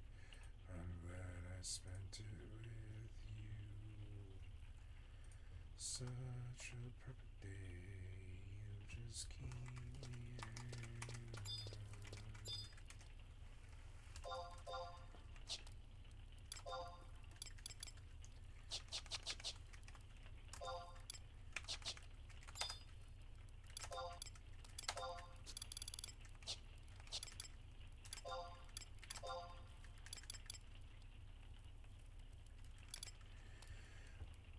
I don't understand. You're like fucked up, and you are like not sending the items. I don't really understand. I'm gonna do it all over again. I don't really understand why you're not sending these items. You're driving me fucking crazy.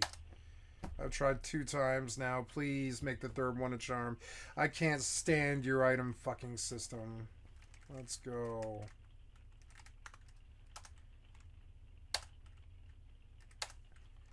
The fuck is up with this, man? You didn't send this shit. You didn't send it. Skycat.live HC. You sent it to me.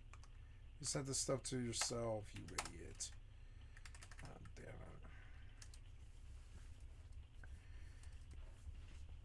it. I misspelled.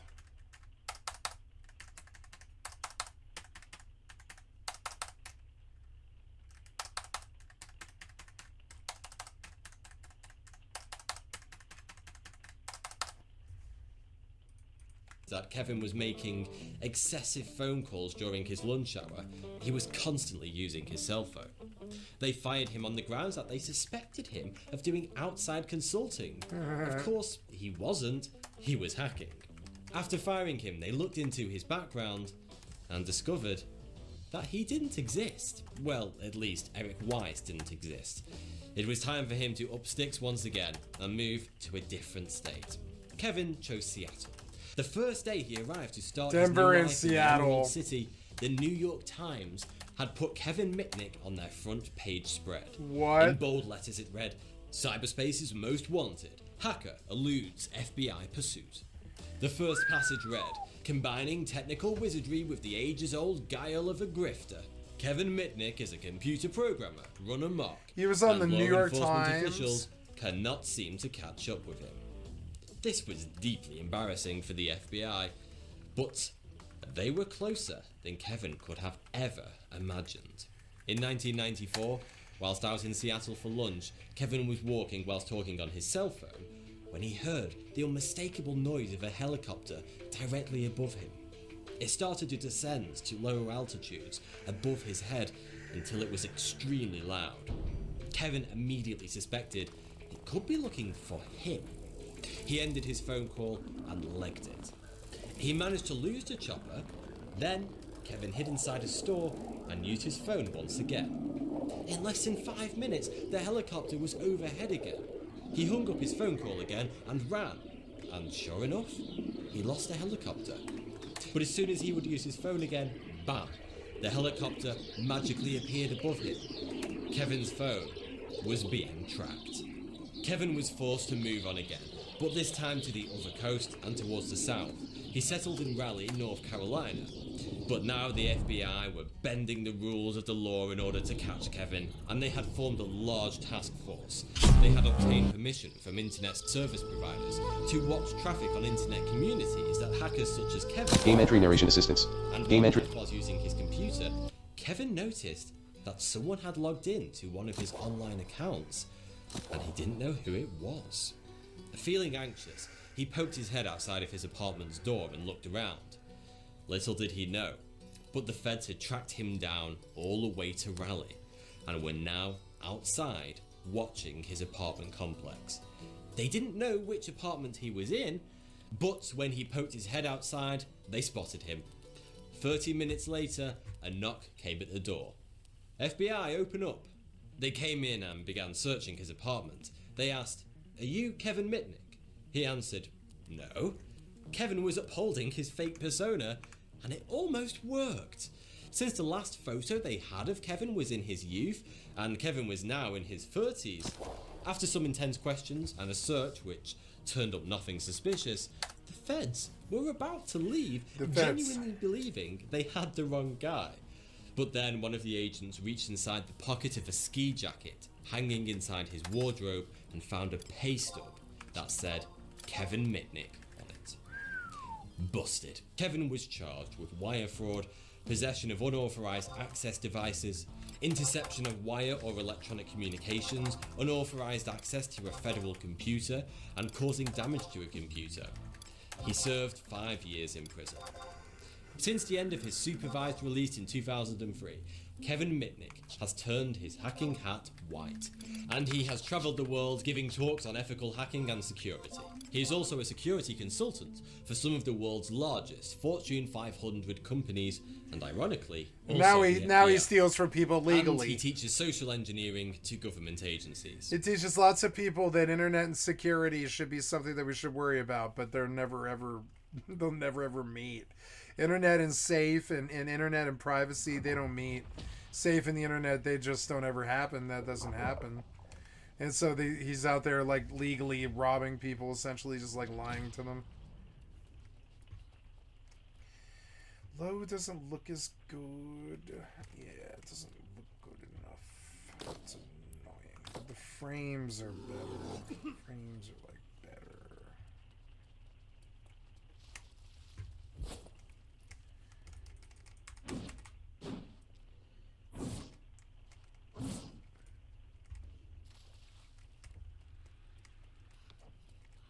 Shit, alligator.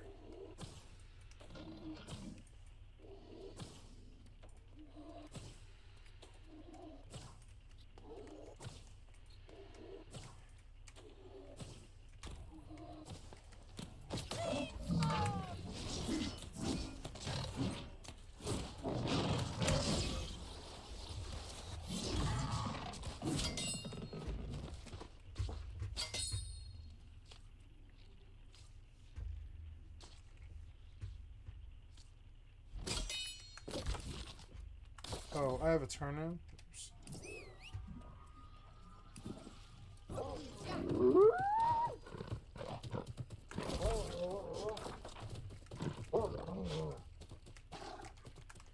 This was a good one. Yeah. Today. You know what it reminds me of is the casual criminalist. He's so addictive. You return victorious. Online security. You are truly committed to the application of knowledge, and not just its pursuit. Despite how you may feel about the act itself, do know that this work will help the people of Everfall. As do I. If I am not, we will simply try something else. Should you wish, we would be honored to have you join our ranks. Speak to Astrid when you're ready. She can begin your initiation. The Syndicate is an eclectic group, one that would be honored to have you listed amongst our ranks. Please, if you wish to join us in the pursuit of unraveling the mysteries of Aeturnum, the time is now. Now that is some joyous news. Your letters of recommendation have already been furnished. Go to Scrivener Astrid, and she will process your records into our charters.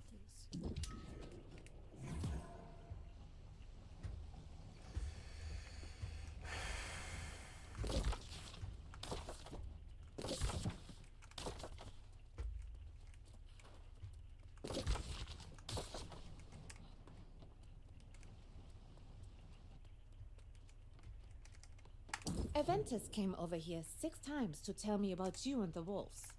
6 times. I only needed the letter from Cleo. Should you wish to join us, it is but a pen stroke away. I understand. It is an important decision. Should you wish to join our ranks another time, return to my office and I can process your paperwork.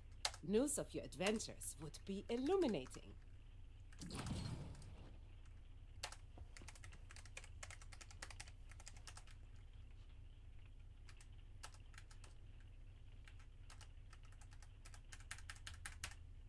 I'm just gonna sound like 100K.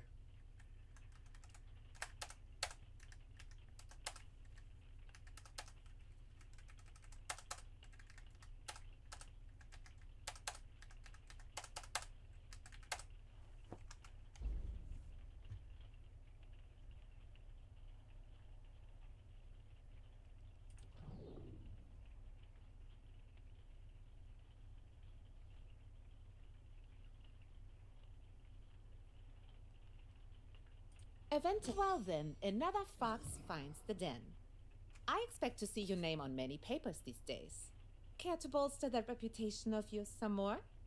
I also have equipment available, should you find the need.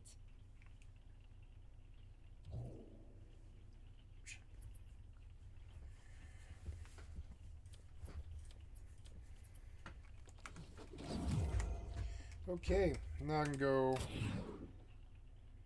PvP flag enabled. Sweet.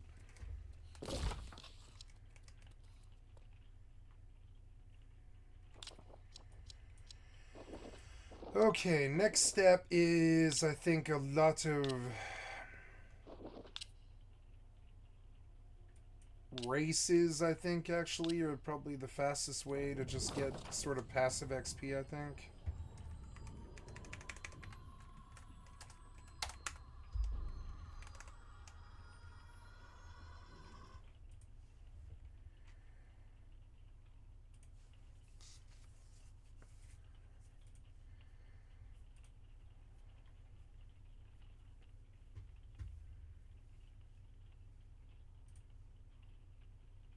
Unlisted. Don't know why.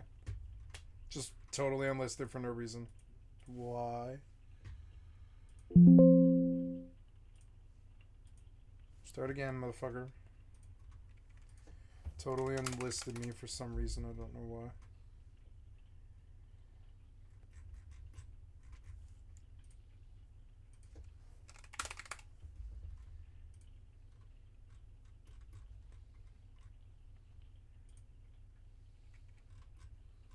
I hate listening to her breathe.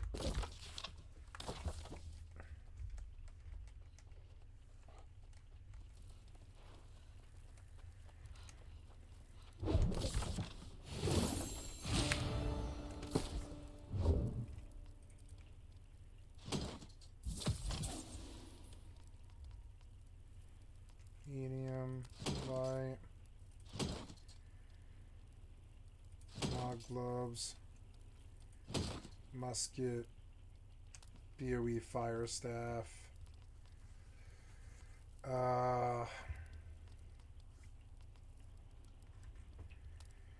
Drop some stuff while I'm here.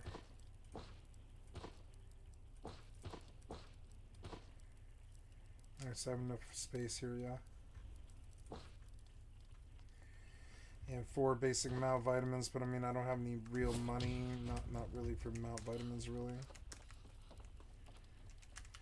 I don't know. Maybe I should buy a mount vitamin, like a mount vital. Or what is it? It's barley.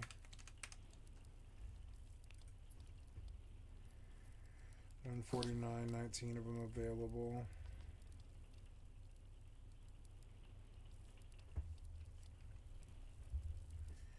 Maybe I can just go find barley. Might be a more valid option than this.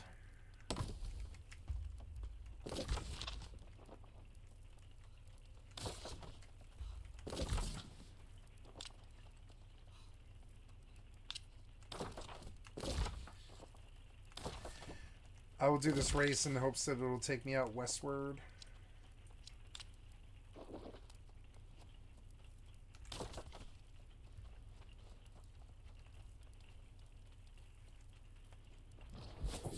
It looks pixelated to me. And while the frames do seem better like outside of town. They seem like better. But it still looks pixelated to me for some reason. I think it's the FSR.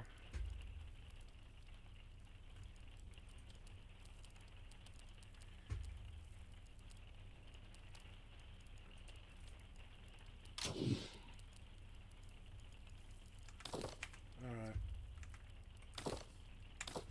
Well, frames are good, so...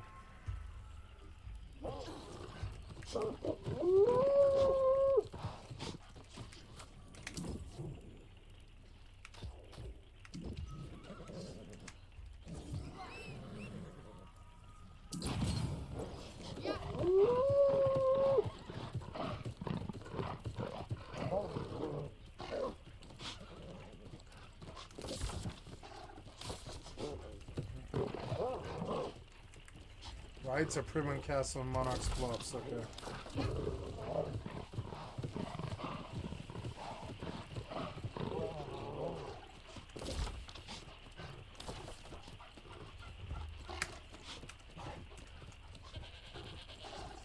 Is a bigger risk than it has ever been.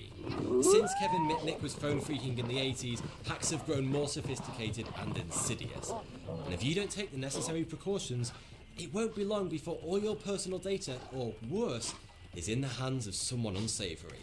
But you can easily prevent this by using Dashlane, who have kindly sponsored this video. Dashlane is a password manager that automatically creates bulletproof passwords for all your online accounts and autofills them, so you never have to click Forgot Password ever again. Most people use the same or similar passwords for different websites, which makes it super easy for hackers to access your entire online world.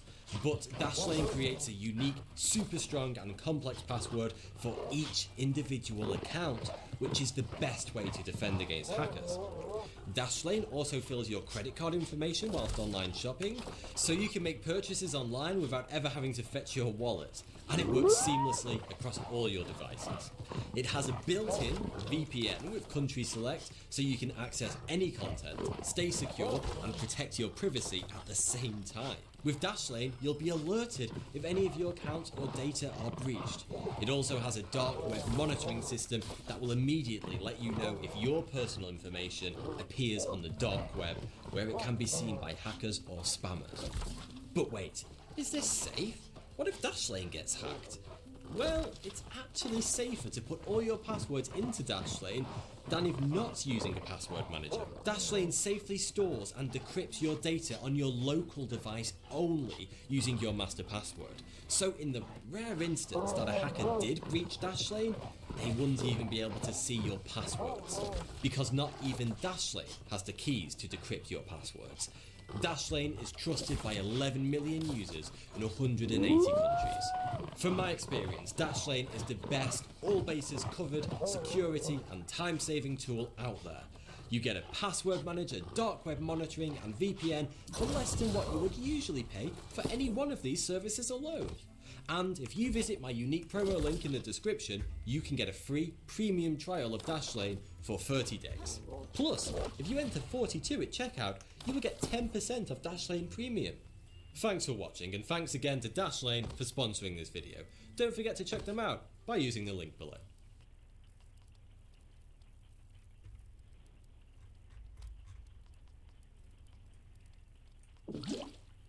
Hey, 42 here. Kevin Mitnick is an American computer hacker who served 5 years in prison. Some of that time was spent... No.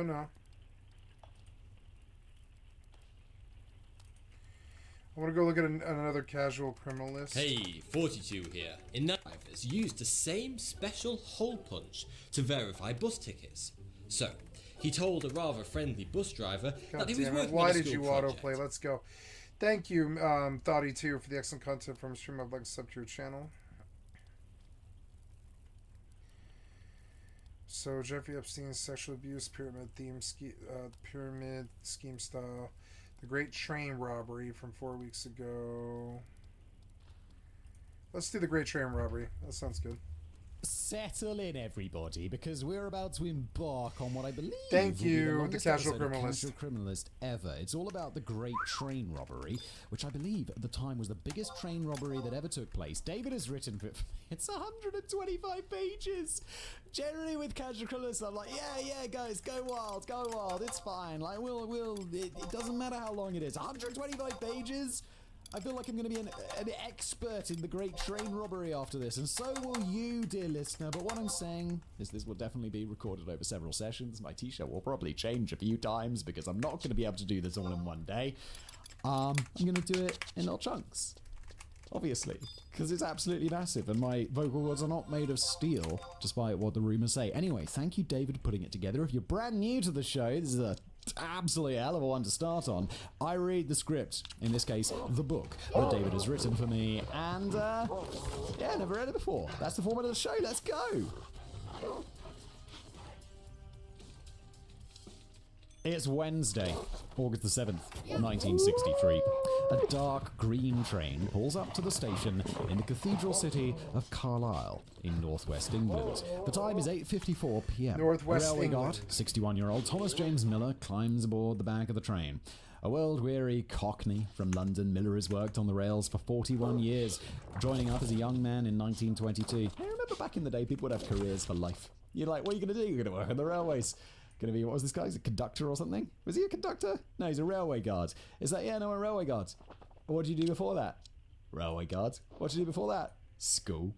What are you doing after this? Death. Railway guard. Maybe retirement if he's lucky. Railway Just guard in the before we continue afterlife. today's episode, let me give a huge shout out to one of my favourite sponsors, and that is absolutely Vessi's. Vessi make waterproof shoes, and these are not water resistant shoes. They're not like, oh yeah, you get them a little bit splashed and your socks are fine. No, they are waterproof, so you can get them wet up to here. You could dip this all the way into water, and as long as it doesn't go over the top, your socks stay dry. This is a little bit of a different style from what we're used to with Vessi. This is their new look, the Courtside Classic. It's court-inspired design. It's got a padded tongue, and it's got a collar to keep you comfortable and stylish all day long. And it's hot outside today. My car today read 40 degrees Celsius. I know it's in the sun, so it's not quite that hot, but it is like the mid-30s. I don't know what that is Americans, like late 90s, something like that, Fahrenheit, early 90s, I don't know. It's hot. It's really hot. And you're thinking, oh, my feet are going to get all sweaty in waterproof shoes, but they don't. They're made with a material called Dymatex. So despite being waterproof, they let your feet breathe, which is fantastic. Slip-resistant rubber sole, all of that good stuff that you'd expect from Vessi's. And just a really very nice, brilliant looking shoe. It's just a good looking shoe that's also super practical. So just go to vessi.com/TCC to get an automatic 15% off your first purchase. Stay cool, dry, and ready for adventure with Vessi. And now back to today's episode. The carriage that Miller had just boarded is part of an overnight train in the service of the Royal Mail. A train called an Up Special en route from Glasgow to London, where it is scheduled to arrive at 3:59 a.m. It is a travelling post office, or TPO. In addition to the railwaymen aboard, a staff of 72 postal workers spread across 12 carriages. What? Deliveries as the train makes its nighttime journey down Her Majesty's sleepy Sceptred Isle. Oh, wow. All the way to the capital. Does this still happen today? I know it's kind of still ridiculous do that this post today? is still a thing. But sometimes get letters. Is that a letter from my bank? Why? We literally have an app. Why are you not using that to communicate with me, you weirdos? But like, are people really sorting mail on trains like overnight? It's kind of dope. I kind of like that. The second carriage behind the engine is designated for high-value packages, many of which contain large amounts of hard currency. Typically, the high-value carriage would contain at least £300,000 in British banknotes, distributed in small denominations of £1 and £5. We don't have £1 notes anymore because of inflation. Okay, so 1963, £300,000. I'm going to guess, in today's money, that's £3.5 million. Just a guess, but I've done this a lot, so I'd say it's a fairly good educated guess. Let's find out. Adjusting for inflation, £300,000 in 1963 would, turn the page please, equivalent to £7.8 million today. God damn, I was off. That's a lot of money. I always think like 1960s was when Mad Men was filmed, and the genre filmed, and the, not filmed, like set. And the general, if it was filmed, then John Hammer's aged very well. The general rule with Mad Men is you just add a zero onto the end. So if he was talking about making $30,000 a year, that would be $300,000. I think it's a little bit less today. Obviously, inflation in the UK was apparently somewhat worse because it's basically double that, or $10 million US. However, it was a holiday-long weekend in which the UK is dubbed a bank holiday. Yes, it is. I didn't realise that was UK specific until way too late in life. Like when I started not living in the UK, I'd be like, "That's a bank holiday this weekend." And people were like, "What are you talking about?" The banks are closed. Who gives a And that's because the nation's financial institutions are typically closed. Thus, there was a backlog in the transfer of currency down the country. Accordingly, on this particular evening, the high-value carriage was loaded up with literal tons of extra cash. Nearly 2.8 million. Good lord, it's basically 10 times the normal amount, which is roughly £73.5 million in modern money, or 94 million American. God damn, dude, that is a proper amount of coin. Not that the 61-year-old railguard Thomas Miller was aware that there was extra money on board as he took up his post at the end of the train, thinking of the hot meal and nice long sleep he'd get when the train finally arrived in London. Indeed, at the executive level, neither the Royal Mail nor British Railways had even considered that a train, unprotected and without much means of communication in the countryside, might be vulnerable to attack. Well, because they weren't using their brains. I mean, there's also the argument that if it's unguarded, it might be safer. The Hope Diamond, which I think is the largest diamond to ever be mined, was making its way from, like, Africa to, I don't know, probably the British Museum or whatever. And they were like, how are we going to get it there? It's definitely, people are going to want to rob this because it's worth a lot of money. And so they set up this armoured car, all of this stuff, this armoured train, planes, whatever, to get it to the British Museum or wherever it was going. And then they didn't put it on the train. They didn't put it on the armoured train. They just put it in the post. It's just a regular parcel. They did all this whole show of moving it, and it wasn't even on the train in the first place. On the train, Very clever. Yep. So maybe British Mail, Royal Mail, British Railways, whatever, they were thinking the same thing. They had contemplated fitting the train with radios, but it was ultimately deemed too expensive. And all of that was above Miller's pay grade anyhow. For the moment, a tedious 7-hour journey where the elderly Miller had to stay alert and lay ahead of him. 2 hours passed. He's 61. Am I going to be elderly in 25 years? I don't like that. Am I going to be elderly in 21 years? 25 years? What? No, David, no. You're the same age as me, I believe, exactly. We're not going to be... Oh, we are. We so are. That's so weird. That's so weird to think about. 25 years doesn't seem like that long of a time now that I'm thinking about it. 10 years. It feels like I've been doing YouTube for 10 years, and that feels like a long-ass time. Mm-hmm. But 25 years, somehow, to be 61 feels so short. It's scary. 2 hours passed, and at 10:53 p.m, the train made a stop in Preston to take on more cargo. Some of the mailbags contained stacks of cash, merely dumped on the platform with zero security for the posties to collect. Even more mailbags were loaded at the station in Warrington at 11:36, and from there the train had to make 3 more stops before arriving at Euston Station in London. There were 400 miles left to go. Thomas Miller reportedly had to force himself to stay awake, alternating between gazing out of the darkened window and staring blankly at the wall as the carriage gently rocked him back and forth. Some historians have instead claimed that he fell asleep. Either way, at 12:04 a.m. on August the 8th, the train pulled into the railway town of Crewe, where it took on even more sacks of cargo and switched to a new overnight engine driver and a new quote-unquote fireman, who both commenced their shifts. To explain, a fireman is a sort of second-in-command to the engine driver. The fireman's title is derived from the soot-blackened age of blazing hot coal furnaces and soaring jets of steam. British trains had slowly swapped to diesel engines starting in the 1930s, but the name had stuck. I wonder if the second-on-command on a train today is still called a fireman. It's kind of dope. 15 minutes later, the train left Crewe. At 1:14 a.m, it stopped in the market town of Tamworth in the West Midlands. The Western postal workers had finished their shift and were replaced by another bevy of mail sorters who came aboard. At 2:06 a.m, the train stopped in the town of Rugby, Warwickshire, to take on even more cargo. The train left Rugby 10 minutes later at 2:16 a.m, with just under 2 hours left before arriving in London. Still sitting at his post at the end of the train, obviously not able to distract himself with a book or anything of the sort as he dutifully kept watch, Thomas Miller doubtless felt glad that the mind-numbing tedium of the nighttime journey was coming to an end. Oh, it's coming to an end, all right, Thomas. Just not in the way you think it is. That tedium's about to be over for you. However, at 3:03 a.m, Miller noticed that the train had made an unscheduled stop in the middle of the Buckinghamshire countryside at Sears Crossing, between the stations of Leighton Buzzard and Cheddington.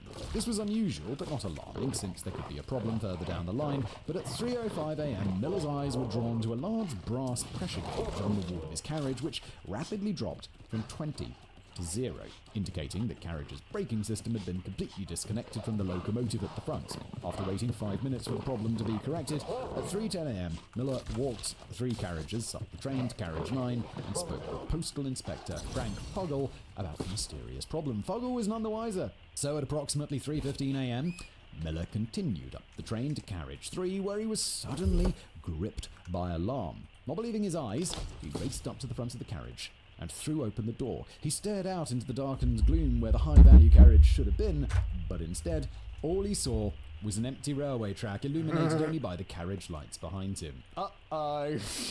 The locomotive and 2 front carriages of the train were gone. Miller shouted angrily, "Oh, what are the driver and fireman playing at? They should have informed me there was a problem." What the 61-year-old Miller's failing eyesight did... Oh no, is my eyesight going to be failing in 25 years? David, I don't like it! Stop describing this guy as so old. He's only 25 years older than me. Ah! And then 25 years after that, you're basically dead. You're like 86 or whatever. Approximately 1 kilometre or 0.6 miles further down the track, dead ahead and on flat ground, the engine and front 2 carriages of the Up Special had been brought to a halt at Bridego Bridge, where a highly coordinated attack and robbery were taking place. But at the time, Miller was oblivious to all of this, and he was terrified by an altogether different prospect. The 10 abandoned carriages of the Up Special now sat on the track, an immobilised dark green lump in the middle of the countryside, with another train, a flyer or fast train, scheduled to come up behind them. Uh-oh. I should have got those radios! In August 1963, there was no radio communication between trains. It was night, so the carriages wouldn't be seen until it was too late.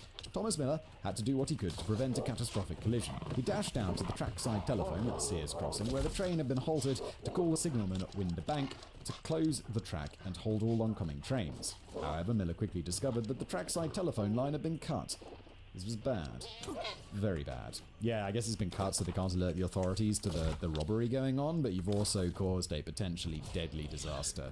Miller leapt back aboard the Up Special, and he ran through the carriages, with witness saying that he was pale with fear, shouting that he needed to lay some safety detonators further down the track. Safety detonators are small, harmless explosives that are fixed at the top of the railway tracks on either side, and when another train driver drives over them, they emit a loud bang, which warns the engine driver that there's an obstruction further down the line.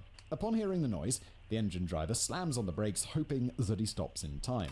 At the front of the train, to not stop in time, often means death. Yeah, a train accident is going to be really quite brutally bad. Miller accordingly grabbed the safety detonators and jumped out of the last carriage. He ran back down the track in the direction that the up special had come, planting the detonators at a quarter mile, half mile, Good and man! a full mile Good from man! where the 10 carriages sat. You're a Miller hero. then returned to the train and told Postal Inspector Fuggle that he was going to walk down the track in the direction of Bridgegoat Bridge until he found a place where he could call for help. Fuggle, meanwhile, told the postal workers in the rear carriages of the train to move toward the front in case there was indeed a collision. Or, how about you get off the train? Like, oh, we'll move to the front where it'll be less bad. You know where it won't be bad? Far away. Get off the train. Go stand, I don't know, several hundred meters away, because a train crash is coming. Train crashes are bad. Thomas Miller walked a few hundred meters down the track where he encountered two postal workers fleeing from the front of the train, Thomas Kett and Leslie Penn, who told Miller that the up special had been attacked and the high-value carriage looted. Miller headed to the bridge where he discovered the locomotive and two front carriages. Inside were more terrified staff, along with the driver, 58-year-old Jack Mills, who had been bludgeoned and was semi-conscious and bleeding from the head. This is like not the major concern. The major concern, like, they've been robbed. Okay, it's already happened. Yeah, too bad. You got to stop. You got to somehow do what you can. Got to get those people off that. Got to pee and get a glass of water. I'll be right back. Stand up and stretch. Oh, my legs.